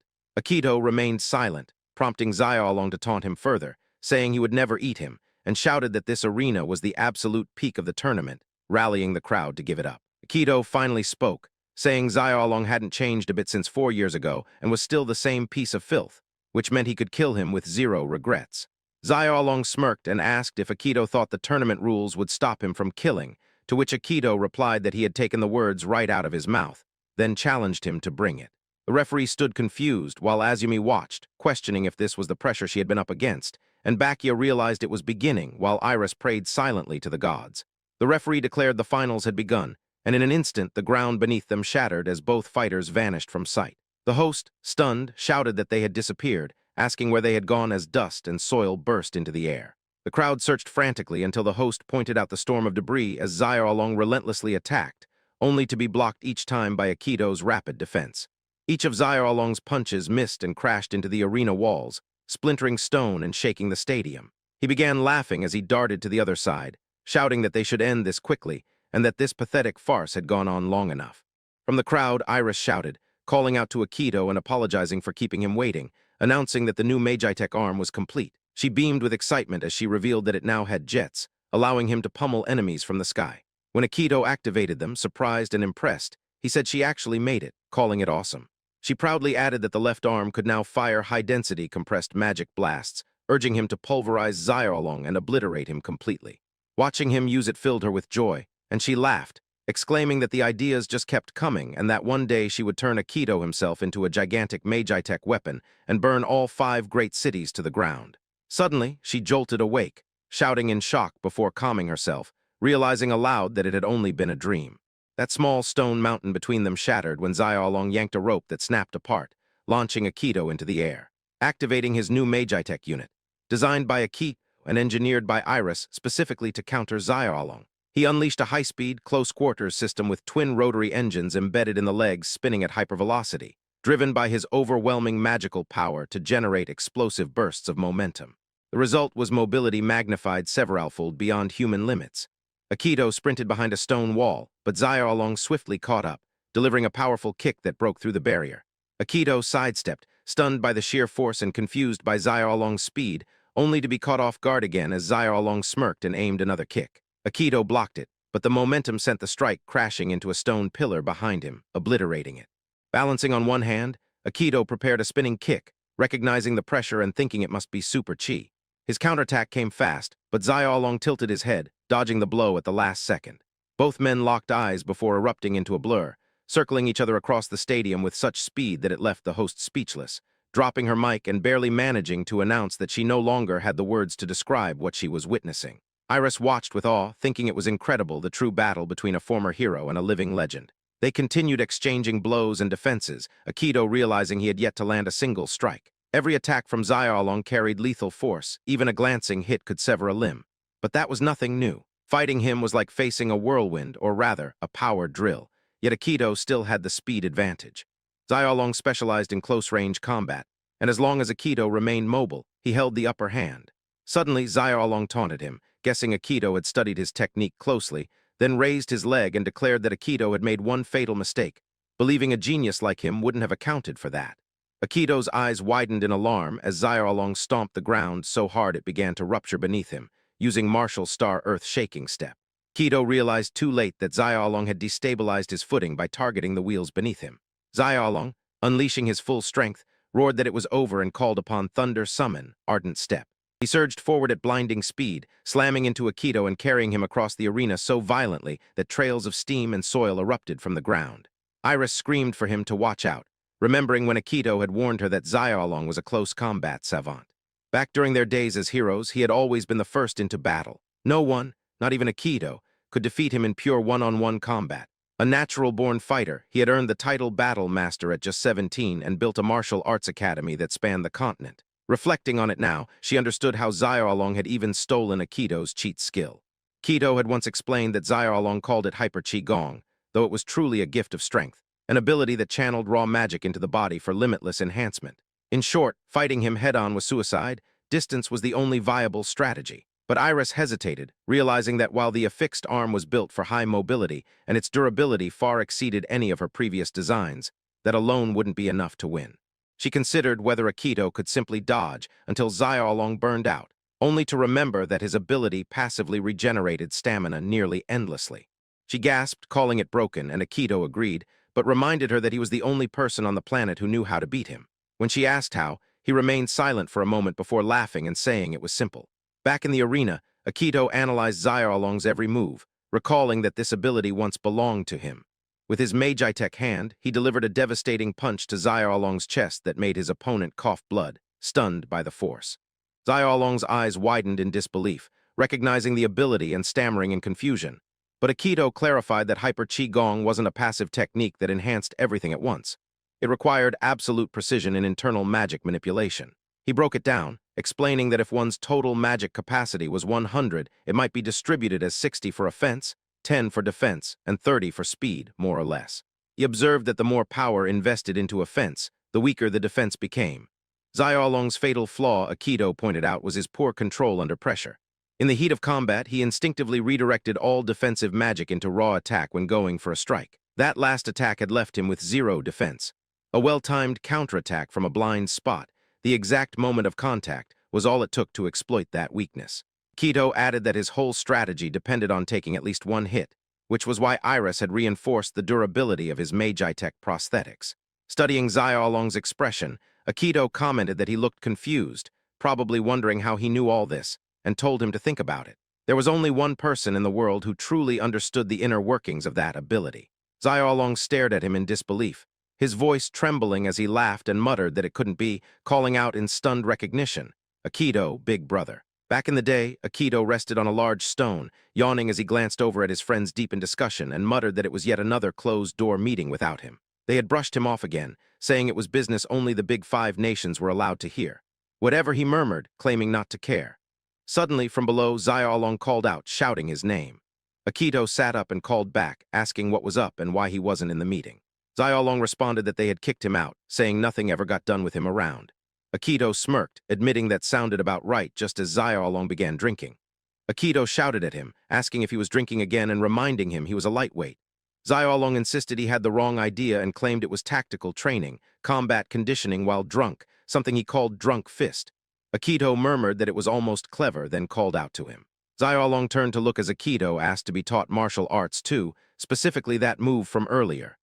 Xylong appeared confused until Akito clarified, saying it was the one where he closed in at lightning speed and that it looked badass. Xylong recognized the technique and named it Arrow Step, agreeing casually to teach him. As Akito tried the technique and stumbled, Xylong laughed and corrected him, saying he was putting way too much force into his legs and that it was more like boom, bam, slam. Akito grumbled that Xylong sucked at teaching. Xylong then explained properly, after a strong forward step, you leap straight in front of the enemy and deliver strikes using the momentum of that leap. It was all about power and speed, but once midair, there was no way to pivot. Akito asked if that meant it could be easily dodged or countered if the opponent saw it coming. Xylong confirmed it. Akito then questioned whether he should be explaining all this so casually. Xylong replied that it was fine since he was the only genius who could pull it off anyway, and that most martial artists didn't go blabbering about their techniques. He then extended a hand toward Akito. Flashing forward to the present battle, Akito stood tall while Xylong dropped to his knees and looked up at him, asking if they weren't close once. Onlookers around them began whispering in shock, marveling that in all their years watching, they had never seen Xylong like this. This could be something huge. As Xylong slid back, Akito stared at him with sharpened focus. Xylong smirked, warning not to expect survival, and commented on Akito's appearance, asking if it was because of the self-destruction and saying he looked like death warmed over. Akito replied that, cliché as it sounded, he had crawled out of the grave for revenge, especially after what they had done to him. He warned Xylong to return what he had stolen, the ring. Xylong stood, laughing and shouting that Akito's very existence was a massive inconvenience. Akito remained calm while Xylong fell into silent thought, wondering why the crowd wasn't reacting, then realized that during their quest, they had gone straight for the Demon King's castle, so no one had really seen their faces. That actually played in his favor. If he killed Akito here, no one would ever know the hero killer was real. What an idiot, he thought, walking right into the trap. Akito, standing farther away, noted that Xylong had increased his regeneration and that his usual counters wouldn't work, meaning it was time to shift into Phase 2. He hurled his rope arm, and Xylong slid into a defensive stance, recognizing it from the prelims and thinking it wouldn't work again. But Akito gripped the back wall and reeled himself in with the steel wire, closing the gap in an instant, stunning Xylong. Akito launched a rapid assault from multiple angles, forcing Xylong to defend while struggling to keep up. Suddenly, one strike connected, and he fell. Iris, watching intently, cheered, realizing that Hyper Chi Gong's defense only activated when Xylong reallocated his magic. Unorthodox feints like Akito's were his specialty. Xylong was losing his rhythm. As Xylong ran, Akito chased him, thinking that he would now shift everything into defense and reinforce his body the entire time. Using Hyper Chi Gong, Xylong attempted a powerful kick, shattering a stone, but was shocked when Akito caught his foot and countered with a punch, shouting as the blow landed. Xylong's eyes widened when he saw he had punched Akito's arm, but Akito only asked if that was all, saying the strike barely scratched him. With a smile, Akito thought that even his heavy defense couldn't be penetrated by Xylong's current level. He taunted, suggesting Xylong wasn't mastering the ability and offered pointers for old times' sake. Xylong recoiled in disbelief, and Akito added that he still flew off the handle when angry, just like always. He then punched him across the face, spinning him upside down. Xylong, enraged, snarled that Akito was a worthless leftover, preaching as if he were better. He'd had enough. No more holding back. Rising with deadly focus, he suddenly vanished and reappeared with a brutal strike that sent blood spraying from Akito's mouth. Akito screamed in disbelief, unable to even see the attack. Xylong, his voice cold and final, declared that he was done. Leiazi didn't deal with annoying insects. Activating Thunder Lord Body Shift, he warned that Leiazi wouldn't even grant a blink before his opponent lay dead. Xylong returned just as Akito launched his rope punch again, but it failed to connect, and Xylong had already delivered a brutal punch that sent him flying to the ground. Akito groaned, trying to steady himself, and muttered in disbelief, wondering what the hell was happening, realizing Xylong's reaction speed and power had reached a completely different level. Without warning, Xylong leapt onto his back, hammering him with another punch and then kicking him straight in the jaw, launching him upward as Akito screamed in pain, blinded, shouting that he couldn't see him. Iris called out to him in panic while Xylong laughed maniacally, declaring that this was the mark of a genius and internally scoffing at the idea of precise magic distribution. Deciding he only needed 2 modes, 100% speed while moving and 100% power while striking, everything else being irrelevant, boasting that no one alive could match his acceleration now. Then unleashed the ultimate move he claimed to have crafted as a genius, activating the power of the Thunder Lord Body Shift, and sprinted after Akito. Even subconsciously, Xylong had stopped relying on sight altogether, sensing Akito's subtle magical fluctuations through the air and his own skin, reacting purely on instinct, and to think he could execute something like that in the middle of a heated battle confirmed just how much of a genius he truly was. Akito crashed into the side of a stone mountain, cursing in pain, his rope cut and his expression stunned as Xylong appeared above him and mocked that he was too slow. A sudden blast rocked the area, knocking Akito to the ground again as Iris screamed his name, panic rising as she thought to herself that at this rate things were spiraling fast. Azumi appeared behind her and muttered that it wasn't looking good, while Bacchia joined from the side and muttered the same, prompting Iris to glare at both and demand who these old dudes were. The host shouted, questioning why everyone was crowding over here, noting that only these two seemed to understand what was going on, with someone else agreeing that even the commentators had bylaid. Bacchia and Azumi introduced themselves casually, prompting Iris to say nice before immediately snapping that it was not nice, and that this wasn't a tea party. Bacchia, unfazed, asked if she knew that guy, pointing out that at this rate he was going to get killed out there. Iris insisted he would be fine, but her heart wavered as she thought to herself that everything had been in place. Even with Affix's mobility crippled, it still had enough functionality to keep fainting drop-ins, and Akito's name should have shaken Xylong. But the real surprise was Xylong's terrifying bloodlust the moment he recognized Akito. Watching the fight unfold, she saw Xylong kick Akito in the face just as he was about to punch. The impact so fierce it forced him back again, and Xylong thought with disdain that seeing him made him recall all the hatred he had harbored. He kicked Akito in the stomach, sending him crashing away, thinking how everyone only ever talked about the so-called hero, the glory, the admiration, how Akito had taken it all, and no matter what Xylong accomplished, no one ever looked his way. Akito had basked in every moment under the spotlight, and Xylong clenched his teeth in rage, declaring himself to be the real genius. He remembered how free he felt when Akito vanished, how he had always imagined he would be the one to finish him, how he had stolen his cheat ability and ascended to become the absolute strongest, claiming the Flame Nation could no longer function without him, that the Empire existed to serve him, and soon the hero fanatics would fade into memory. And yet, here Akito stood again, facing him once more. Xylong shouted in fury, demanding to know if he was a damn zombie, while Akito remained silent. Xylong scoffed and stated that it didn't matter because this time he would tear him to shreds, then stomped the ground using his earth-shaking step, cracking the earth beneath with immense force. Akito jumped, recognizing the same trick again, but as he looked ahead, Xylong was gone and a rock struck him unexpectedly, prompting a confused reaction. Azumi observed that he took the bait, while Bacchia shouted in frustration. Akito's rope hand was now caught on the stone, and he realized the wires had already been set, and he couldn't dodge from that position, frantically wondering where Xylong had gone. Looking up, he saw Xylong descending toward him, announcing his final technique, pole strike. A move so powerful it was said to have split sacred mountains where gods once walked, the ultimate trump card of the hero Wan Xylong. Channeling every drop of magic into his foot, Xylong declared that even a graze from it would pulverize Akito into a crimson smear, boasting that he didn't even need to aim, that Akito's leg boosters were gone and his fancy arms were pinned, asking mockingly what he would do now if he had anything left. Xylong then screamed that it was over and called for Akito's death as he unleashed the blazing annihilation bomb, charging it with overwhelming power. Just as it was about to hit, Akito laughed to himself, thinking here it comes, then launched his leg up and kicked Xylong square in the mouth, drawing blood and shocking everyone. The host shouted in disbelief at the use of his leg, and Akito grinned, asking who had said he could only launch his arms. As Xylong vomited blood, Akito reminded him that one should always save their ace for last, his leg adjusting smoothly back to his body as he continued, stating that in the end it was meaningless, no matter how fast Xylong moved. His fatal flaw never changed, and all Akito had to do was wait for the moment his guard completely dropped. Xylong, hearing this, roared with rage, but Akito smiled with grim satisfaction, thinking it had been one hell of a road, and remarked that someone as dense as Xylong would never grasp that. Then at last, with no hesitation, he began pummeling Xylong without mercy, thinking this was the moment of reckoning. Before reincarnating, Akito had been a hardcore fighting game player, and he figured that if he injected specialized magic into the pseudonerves of his Magitech limb, he might be able to chain continuous attacks. After much trial and error, he made it happen, and the more magic he pumped in, the faster his combo accelerated without limit. This was Akito's finishing move, the Gatling route.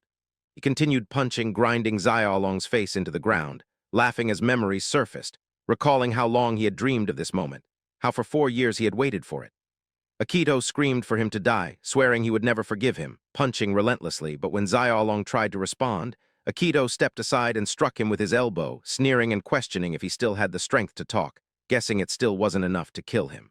Xylong pleaded, telling him to stop, but Akito, confused by the sudden shift, punched him again with rage, yelling that he said die, accusing him of betrayal and power theft, declaring he didn't care what anyone else had to say. He kept landing blow after blow, snarling for him to die over and over while Xylong, unable to move, cried out that he would really die. Clenching his teeth, Xylong tried to lift himself and offered the ring, begging for his life, telling Akito to take it and not kill him. Akito froze, stunned as he looked at Xylong's battered face, and the crowd erupted in shock, murmuring that Xylong had admitted defeat. Akito took the ring just as the referee blew the whistle, confusion spreading like wildfire through the arena. The referee raised his voice and declared Kuju immediately disqualified for major rule violations, citing unauthorized weapons beyond declared Magitech specifications and repeated attacks with clear intent to kill, officially declaring Xylong the winner. Azumi and Bakia stood in disbelief, and Azumi erupted, demanding where the referee had been looking, accusing him of blindness or stupidity, yelling that Xylong had been doing the same thing, demanding the fight be restarted. Someone grabbed the mic, and as the crowd fell silent, they recognized it was the king of the Flame Nation. Stunned whispers rippled across the stands as he addressed the crowd, stating that the ruling had been made after a thorough investigation by their committee, and that it was obvious Kuju had used Magitech far beyond what he had registered, calling it a disgrace to a sacred tournament and affirming their commitment to taking such matters seriously. However, he admitted that their inspection process had shortcomings, and so Kuju would face a hearing, and a rematch would be scheduled later. The king turned his gaze to Xylong, who remained silent, and murmurs spread through the crowd about a rematch being decreed by royal order. The king asked if all was clear and told everyone to disperse, ordering guards to detain Akito. As the guards moved, Akito continued to stare coldly at Xylong. The host, flustered, tried to make sense of it all, shouting that the arena was in complete chaos, admitting even he had no idea what had just happened, pleading with the crowd to stop throwing things. Either way, with that announcement, the Flame Nation's grand tournament had come to an end. That night back at the hotel, Iris collapsed onto the bed, groaning in exhaustion and declaring that she was finally able to lie down after pulling 3 consecutive all-nighters, scolding Akito for making a lady live like that. He told her she had earned her rest.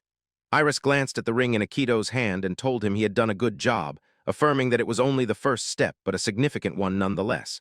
Just reaching this far was real progress. He nodded quietly and agreed, whispering that he had actually done it. She told him he should be proud, but more importantly, she was just glad he made it back alive. She lay down peacefully, and Akito, watching her fall asleep, gently placed a blanket over her and smiled. The scene shifted to a distant mansion where the king walked into the jungle with a single guard. The guard grumbled that everything was a mess, but the king smirked and said it served them right. More seriously, he ordered that the entire incident must not leak and that Kuju must not escape, noting that he was still useful. Meanwhile, Xylong sat alone in his room, clutching his chest, screaming in pain, tearing off his bandages and roaring with rage at the humiliation Akito had inflicted. He smashed a jar in fury and cursed, thinking that if only he still had Ultra Qigong, he could have healed his wounds in seconds. He vowed to get it back, swearing that his only mistake had been fighting Akito in the soft, rule-bound world of a tournament, admitting he had grown complacent before the match even began, and that was how he lost. But if he tossed aside the rules and did things his own way, he believed there was no chance he would ever lose. He remembered the engineer girl who had been hanging around Akito and resolved to kidnap her to lure him out, fantasizing about gutting him, tearing out every last organ slowly. Just then, as he smirked at his cruel thoughts, a breeze blew through the room and he growled in annoyance, shouting at the maids for leaving the window open. When no one responded, he yelled again, demanding to know where everyone was. He staggered to his feet, cursing the sting of the night air on his wounds, ranting that every last one of them was useless without him. As he reached to close the window, calling it a kingdom full of incompetence, he heard a sharp clink and looked down, confused, then stared in horror at his own arm. A deep gash had appeared. As panic took over, he screamed in pain while Akito sat quietly nearby with a knife, his expression cold and deliberate, whispering that now the real fun begins. Xylong writhed on the floor, screaming in agony as he clutched his severed arm, howling about the pain while Akito stood over him, cold and unwavering, asking if he had seriously thought that was all there was, declaring he was there to make him pay. Akito grabbed his hair and yanked his head up, stating flatly that they were both running out of time, so they would keep this short, reminding him that he was bleeding out and wouldn't last long. Xylong, trembling and gasping, asked what Akito was, to which Akito responded with a cold glare and said if he answered honestly, maybe he would be sent to a slightly less miserable hell. Holding up the ring, he demanded to know how to unlock his power from it, asking what he had to do after putting it on. Xylong laughed bitterly through the pain and shouted that Akito had to be kidding, asking if he really thought he would betray them and get away with it, saying he'd be dead either way. Without hesitation, Akito drove the knife into his other hand, and Xylong screamed louder, while Akito coldly demanded if he had a brain, telling him to talk or die right there. In anguish, Xylong cried out that he would talk and began rambling that old man Doug had explained everything from the start, begging Akito to pull the knife out. Akito growled at him to spit it out immediately, and Xylong, through gasps, explained that after putting the ring on, one had to pour magic into it. The stronger the better. Akito wore the ring and muttered that it wasn't activating, even though he was channeling magic through his Magitech limb, realizing that if this truly was the real ring, there had to be a reason he couldn't unlock it. Shrugging it off, he said, "Fine, next question," and as Xylong blinked in confusion, Akito demanded information on the other four, the ones holding his stolen powers, ordering him to reveal their weaknesses, locations, everything. Xylong hesitated, whispering that he couldn't, knowing he would be as good as dead if he did, and reminded Akito that he had said he'd go easy on him if he talked, only to remember what Akito truly said about a slightly less miserable hell. Realizing he had been tricked, he tried to escape, but Akito dragged him back and sliced his body open, blood spilling across the floor as Akito looked at his bloodied knife and muttered that in the end, he didn't get much out of him. He stared at Xylong's broken body and admitted he hadn't expected much anyway, calling him a disposable grunt who likely didn't know anything useful about them, concluding it was time to end this and move on.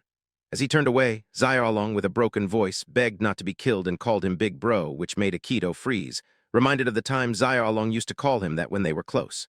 He hesitated, thinking Xylong had lost an arm, the so-called hero had hit rock bottom, and he couldn't fight anymore.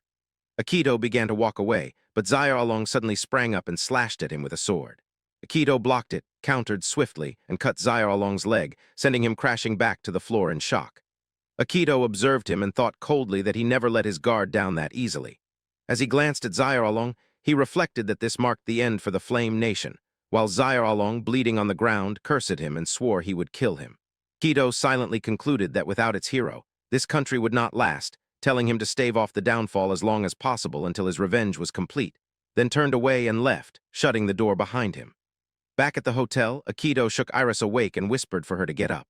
She groggily asked what time it was, but he hushed her, warning that guards were watching the place and told her to pack immediately because they were leaving. As she quickly gathered her things, she asked why they were being hunted, and Akito reminded her that they had humiliated their precious king, and that such an insult wouldn't be taken lightly. They rushed to the docks where Akito stated they were done here and they were leaving. Iris sighed, disappointed she hadn't even tried all the street food, and as they sat on the boat, the owner announced it was ready, and they quietly departed, hiding their identities. Once out of the port, Iris stretched her aching limbs, muttering that everything hurt, and while Akito paid the boatman, she reflected on how short their time in the Flame Nation felt, even though they had met and lost so many people. Akito snapped at her to quit getting sentimental, reminding her she hadn't even met half of them, and told her to focus because they needed to cross the border before it was sealed. As they left, Iris murmured that there was no peace for them, and Akito replied dryly, asking if she was only realizing that now. The boat owner, watching them go, slowly removed the bandages from his face and thought to himself that he had paid Akito back for breaking those chains, believing he deserved to see the world and what it had to offer. As he gazed out toward the horizon, he apologized silently and whispered that he had to go. The rematch never happened, and neither Akito nor Xylong ever returned to the arena. Days later, Xylong was declared gravely ill, a cover story fabricated by the Five Nations. Never appeared in public again, and with that the Flame Nation began its slow decline. The Flame Nation arc ended. In a dimly lit room, 4 individuals sat in silence, their faces obscured, until a girl finally spoke, declaring that it was time to begin the Heroes' Council. One man grumbled that he had been dragged away from his research for this, prompting the girl, Flora, to thank them for coming on such short notice, and to express her relief at seeing them all safe and well. They listened quietly, until one man revealed his face and sternly warned that this had better not be a waste of his time. In the depths of demon territory, within the ruined watchtower of Wetren region, surrounded by soldiers from the holy nation Marishia, the Musashi Empire, the Gala Empire, and Tristan, several key figures gathered in tense silence. As the heavy air hung around them, a girl descended the creaking staircase, her expression shifting to surprise upon noticing someone entering. She was Flora, saintess of the holy nation, known as the Land of the Gods. Smiling with a soft laugh, She remarked that it had been 4 years since they had all come together like this, voicing her excitement and commenting that everyone must have changed so much. The person who entered replied in a dry tone that such a sugary voice could only belong to Lady Flora, adding that she had not changed one bit in 4 years, and that it was frankly unsettling. He was Nagi Shinonome from the far eastern nation of Musashi. Flora teased back, calling her lovely as ever, prompting Nagi to scoff and retort that flattery would not work on her. Suddenly, another voice cut through the room, demanding an end to their chatter, prompting Flora to turn and acknowledge Lord Garun with surprise, stating that she had not realized he was already present. He was Garun Rudolph, a military figure from the powerful Gaia Empire. Flora mentioned they were just waiting for Lord Doug now and guessed he was probably off drinking again, cunning and late as usual. She opened the meeting room door and suggested they take their seats while waiting, but to their shock, someone was already sitting there, who greeted them coldly and told them to stop wasting time and speak. The three stared at him in silence until Shinonome suddenly drew his sword and shouted, demanding to know who he was, poised to attack. Flora quickly intervened, pleading with him to wait, guessing aloud that he must be Lord Doug, and wondered if this appearance was the result of that experiment. Shinonome stood frozen in disbelief, questioning her words, while Doug gave a low hum and dismissed the judgment of appearances as shallow, raising his hand to reveal a ring as proof of identity, even offering to demonstrate his power. Shinonome thought to himself that it was not just Doug's appearance that had changed, but his entire personality. Doug confirmed this transformation, claiming it was thanks to his cheat ability and years of research, that he had perfected the ultimate magic reversing the very logic of aging, then asked mockingly if they were jealous, and whether they wanted to learn it too. Garun cut in, shouting for him to stop with the show and tell. Flora nodded, saying he was right and they should move on. Once seated, she stood in front of them and said it was about Lord Xylong, asking if the rumors had reached them as well, and mentioning that supposedly some no-name hunter was behind the incident. Shinonome suggested that perhaps Lord Xylong had still been immature, both mentally and physically. Garun questioned whether someone with a cheat ability could fall so easily and demanded to know who it was. Flora placed an object wrapped in cloth onto the table and told them to take a look, uncovering it and asking if the artifact looked familiar. Shinonome screamed in shock, recognizing it as Akito's gear, and demanded to know where she found it. She explained that it had been circulating on the black market in the Flame Nation, that she had intercepted it, and had a rather unpleasant discussion with the merchant responsible, who confessed everything to her. With a mischievous tone, she said the poor man had revealed it was sold to an antique dealer near the Flame Tristan border 4 years ago, the seller's identity unknown, but the item had fetched a fortune. Doug concluded that the seller had clearly known exactly what they were selling. Shinonome pointed out that now, 4 years later, Lord Xylong had fallen in the Flame Nation, implying a connection. Doug turned to Flora and asked if she meant that Akito was still alive. Flora said it was likely, though the mystery was why he had remained hidden for so long. Garun stated that the one who defeated Xylong had used Magitech prosthetics, and that his men had returned with a report from the tournament in the Flame Nation, where someone nearly beat Xylong using advanced Magitech, noting that mastering such limbs took years. He speculated that if Akito had been training in secret all this time, it would make sense. Silence fell until Doug scoffed and dismissed the idea as ridiculous, calling Akito a powerless, broken failure, and proposing that they simply mobilize their forces and hunt him down like a rat. Shinonome called the plan foolish and warned that doing so would provoke the hero cult. Doug asked what that was, and Shinonome expressed disbelief that he did not know. Doug calmly stated he focused only on research. Flora explained that the hero cult was a rapidly growing movement spreading across nations, worshipping Akito as their savior. Shinonome added that if they, his former party, openly turned on him, it would spark a massive backlash. Flora pointed out that even if he was alive, the cult did not know yet, but if their betrayal was revealed, chaos would erupt, meaning they could not hunt Akito openly. Doug hummed thoughtfully. Garun declared that if Akito was alive, he would eventually come to reclaim his ring and seek revenge, and that they should prepare to crush him when he arrived. Flora cautioned that if any one of them claimed his ring first, it could collapse the balance among the 5 nations. Shinonome warned that such treachery would not be tolerated, and that betrayal would only benefit Akito, insisting that no one act alone. Someone voiced agreement, and they all stood and began walking toward the door, affirming that there were no objections and that everything was understood. Shinonome asked Flora her thoughts on the Flame Nation, noting that with Xylong gone, the power balance was shifting, and that the nation bordered his own. Flora paused, then described the Flame Nation as a juicy steak just sitting there, so tempting, before bursting into eerie laughter. Everyone turned to stare at her, and she suddenly adopted a sweet tone, claiming she was just kidding and that they would divide it equitably, of course. Doug told her to stop with the jokes and reminded everyone that they had agreed to no backstabbing. Shinonome warned Flora to be cautious if she traveled alone through the Flame Nation. Flora remained silent, then murmured to herself that everything was proceeding according to plan, noting that the Holy Nation had churches in every territory and that they would gather intel first, and if necessary, the faithful would act. Giggling to herself, she whispered that she could not wait, that she had grown so much stronger, and called for Akito to come to her soon. Meanwhile, hidden in the bushes nearby, Akito and Iris watched silently. Akito observed the Marishia border ahead and said they had somehow made it. Iris scoffed and replied that they had nearly died 10 times and sarcastically asked whose genius idea it was to cross through demon territory. Akito said he had no choice, as after the Flame Nation incident, he was probably on wanted posters. Pointing at the map, he explained that the route passed from Marishia through Tristan and AI Kingdom, with the only shortcut past the checkpoint being through demon territory. Iris shouted, demanding to know whose fault that was exactly. Akito continued moving and wondered aloud how they would sneak into Marishia, murmuring that Doug was there, the one who had sealed his power into that cursed ring, and that he needed to find him and get answers. His thoughts were interrupted when someone cried out in distress and a horse cart sped by. A girl inside screamed desperately for help. Iris turned, eyes wide, and shouted to Akito. He replied with confusion, but seeing the monster bursting from the earth, a huge worm-like creature, Iris screamed as the girl on the cart continued crying. Iris shouted to Akito that they should help them, and Akito, glancing at the danger, muttered that it looked like they had no choice as they both took off running after the cart. The girl screamed again as the massive worm lunged in front of her, her voice breaking in panic as she cried that they were going to die. Iris called out to Akito while running, cursing under her breath, and declaring that this one was going to cost them. Akito surged forward with the power of affix, his eyes sharp with resolve.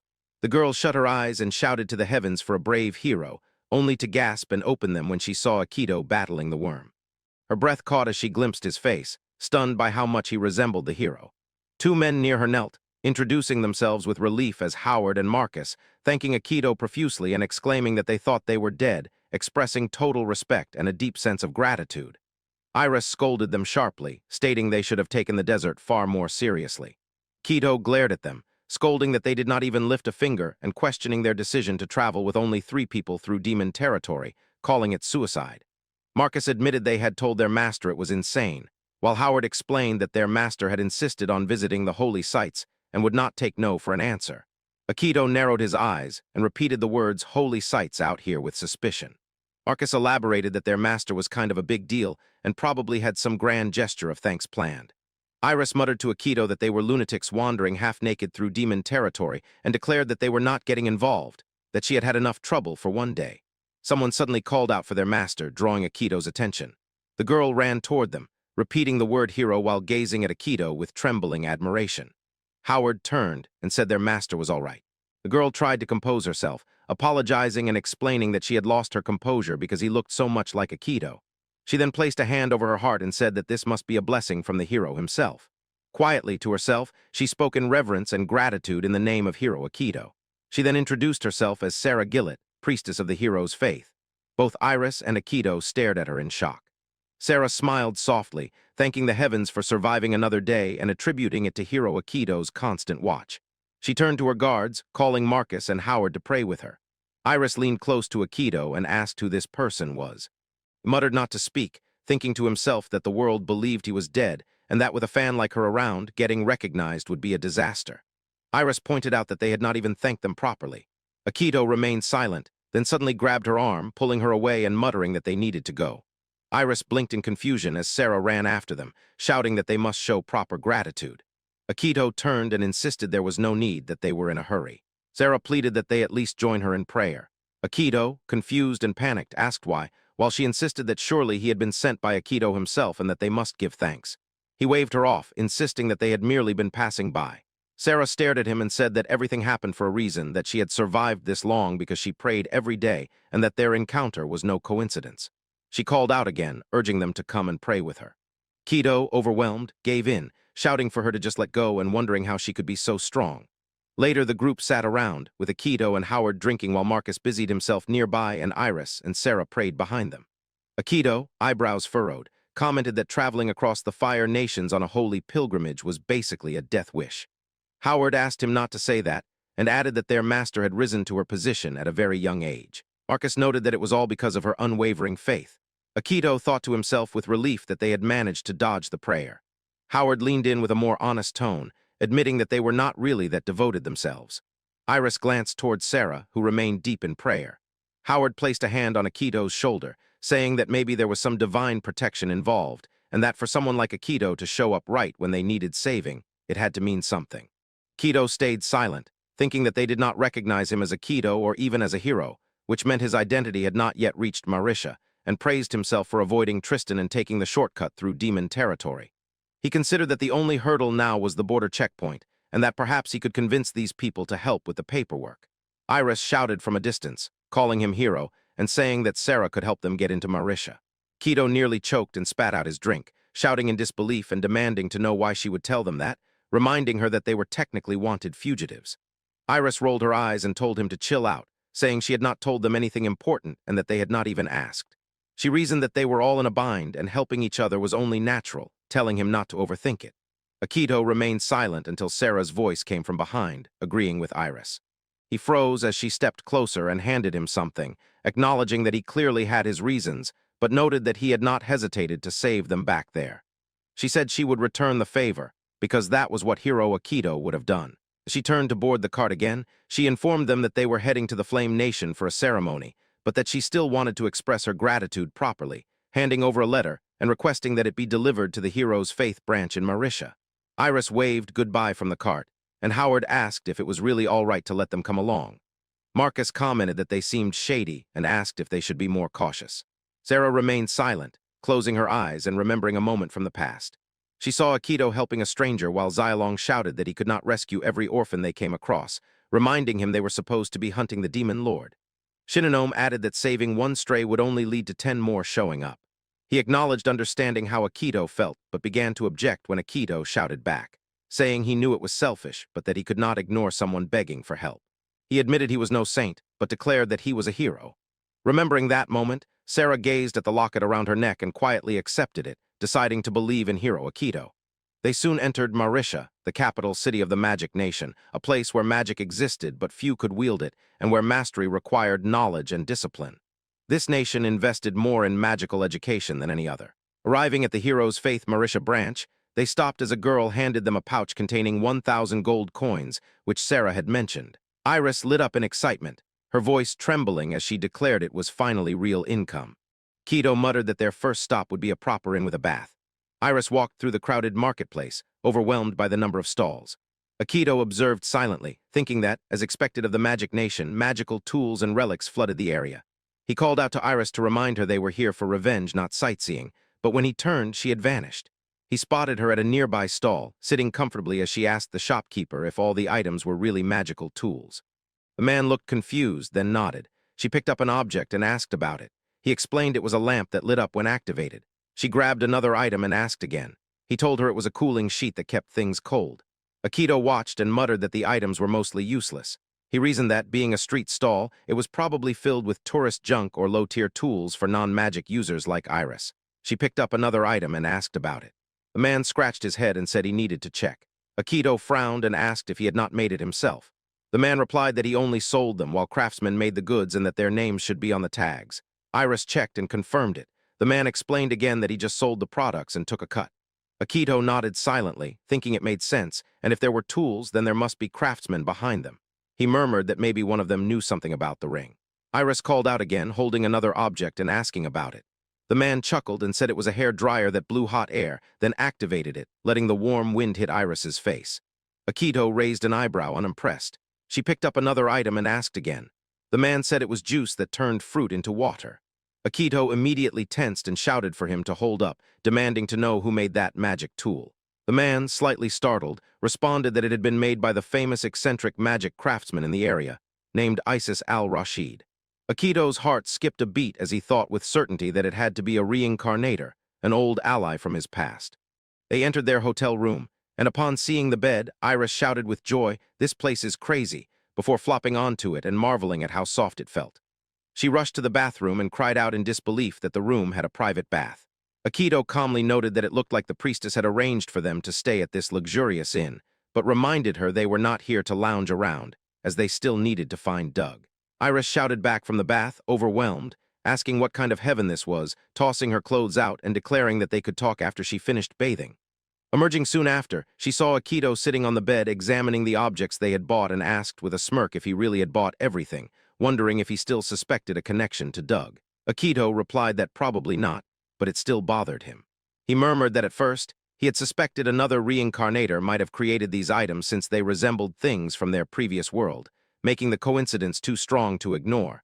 But now something felt off. He picked up a few items and pointed out that the blender, the hair dryer, and even the toaster were all strangely inaccurate. Then he held up what looked like a game console, which in reality was a tiny fan with sharpened blades, and explained that the shopkeeper had described it as a shaving machine. But in this hot country, a fan would be more practical.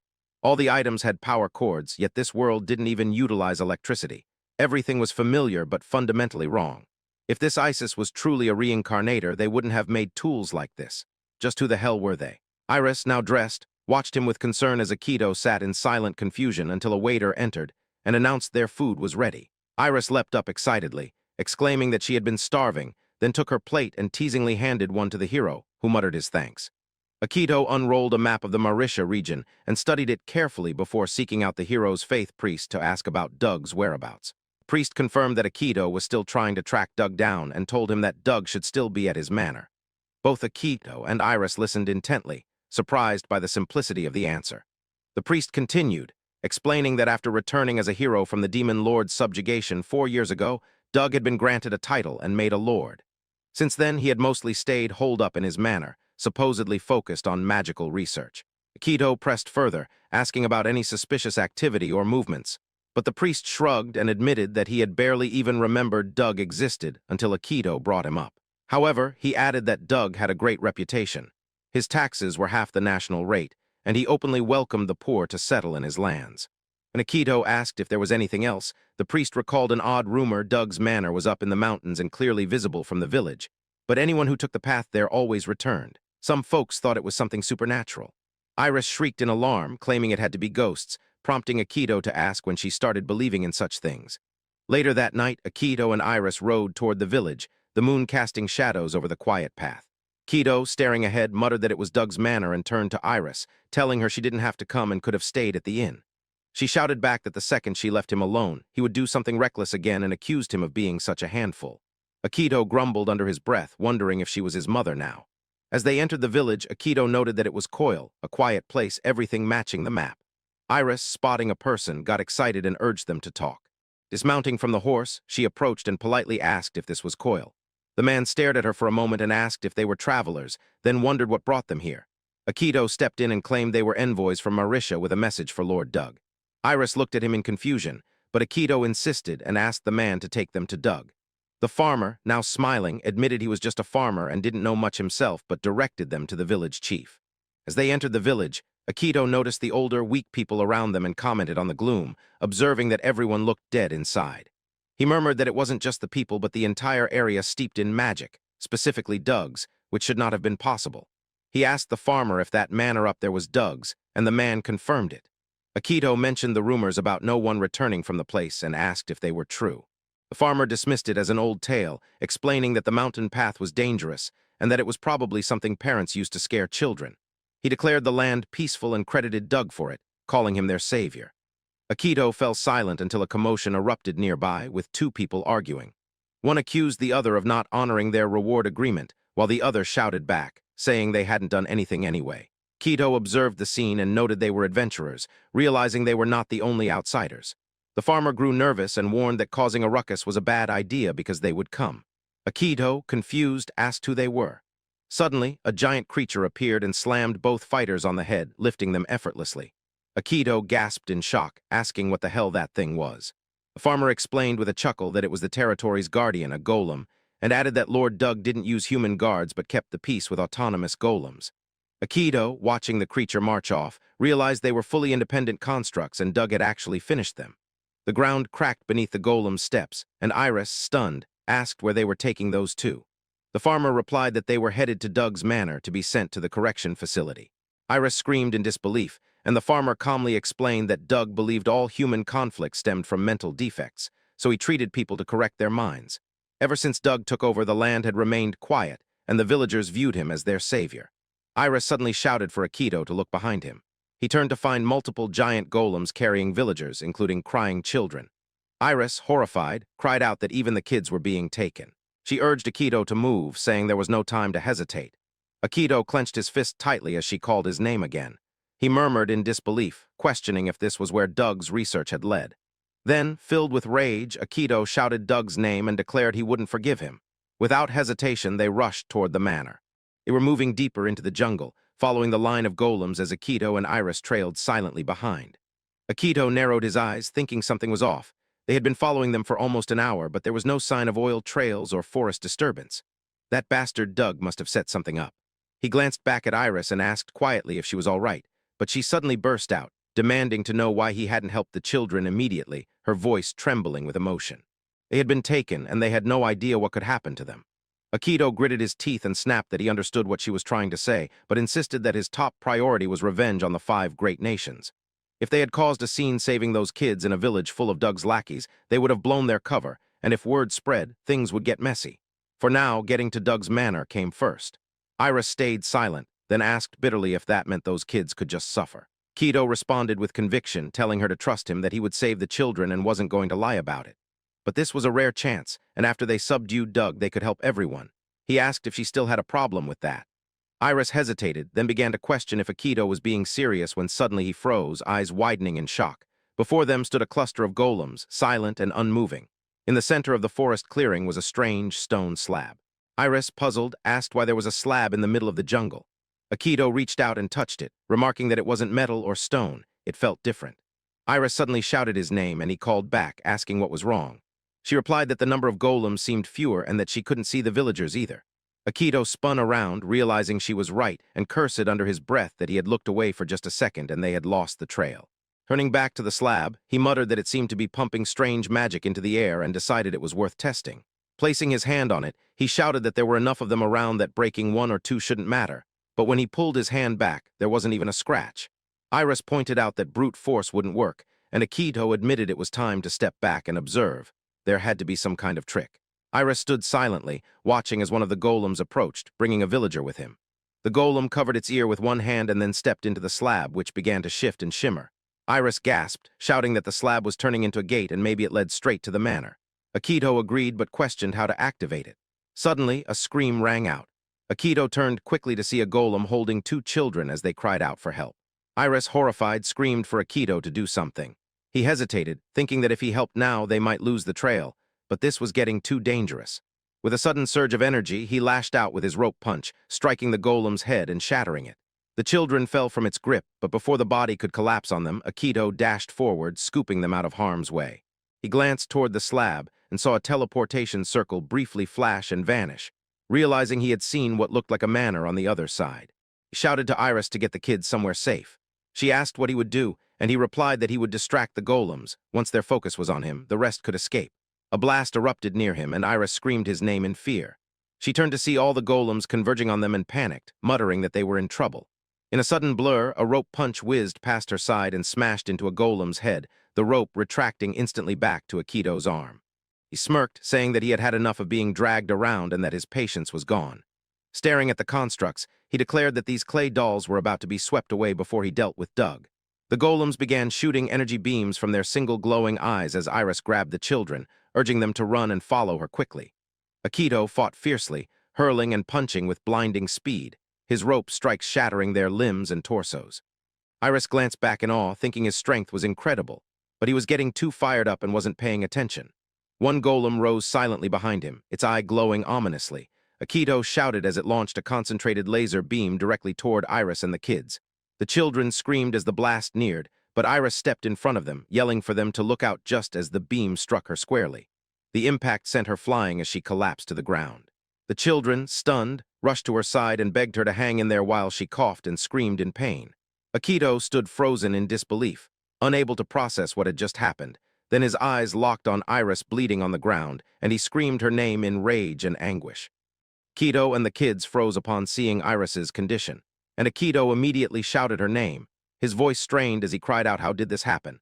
I thought you were hiding," then dropped to his knees beside her, clutching her gently while shouting for her to hang in there, swearing that he would fix this, cursing under his breath that she was losing too much blood. As one of the kids cried from behind, saying through tears that their sister tried to save them, sobbing uncontrollably.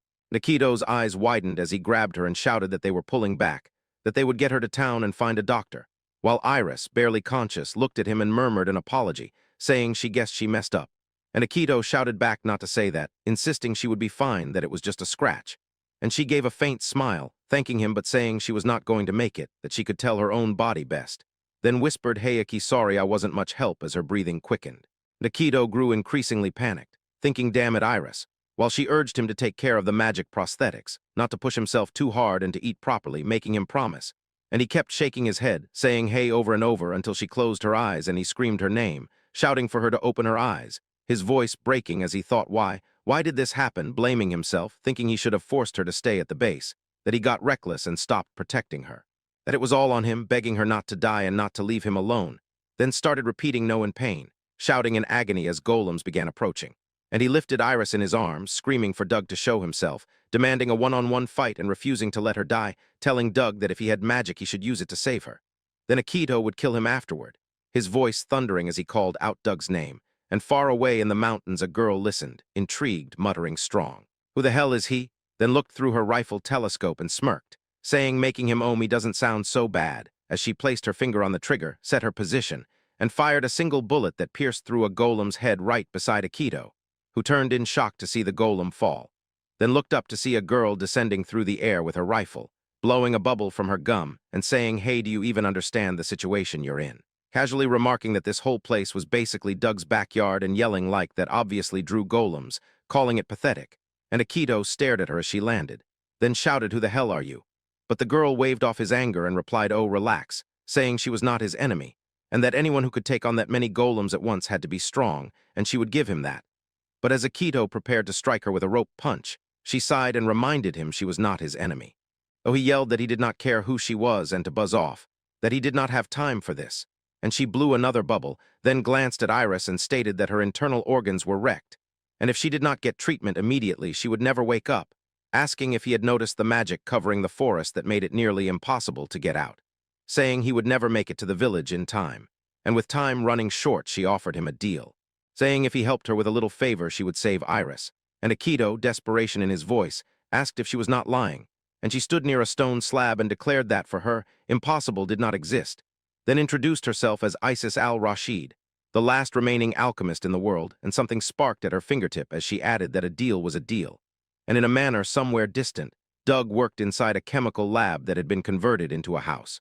And inside a glass chamber lay Iris with Akito and Isis watching her, and Akito whispered her name, his heart heavy with guilt, thinking this was all his fault, while the children hid nearby watching him, and he clenched his fists, remembering his promise to Crest that he would protect her, swearing he would not let her die, his eyes shifting to the machines and pods, realizing that the strange gadgets and the life support pod confirmed that Isis was the eccentric magic tool maker, and he thought he did not care how it happened as long as it saved Iris, then turned to Isis and asked if Iris would survive. And she calmly replied that as long as she stayed in the pod, she would not die. But if they did not act, she would remain that way forever, shocking Akito, who grabbed her by the shoulders and shouted that she said she would save her. But she turned to him and said unless he had a saint like Flora, no one could regenerate crushed organs, and he slowly released her as she added that he knew she was right, and he pleaded with her, asking her to tell him what to do, falling to his knees and crying, saying if she died. And Isis held his face, smiling and saying that face, she loved that expression.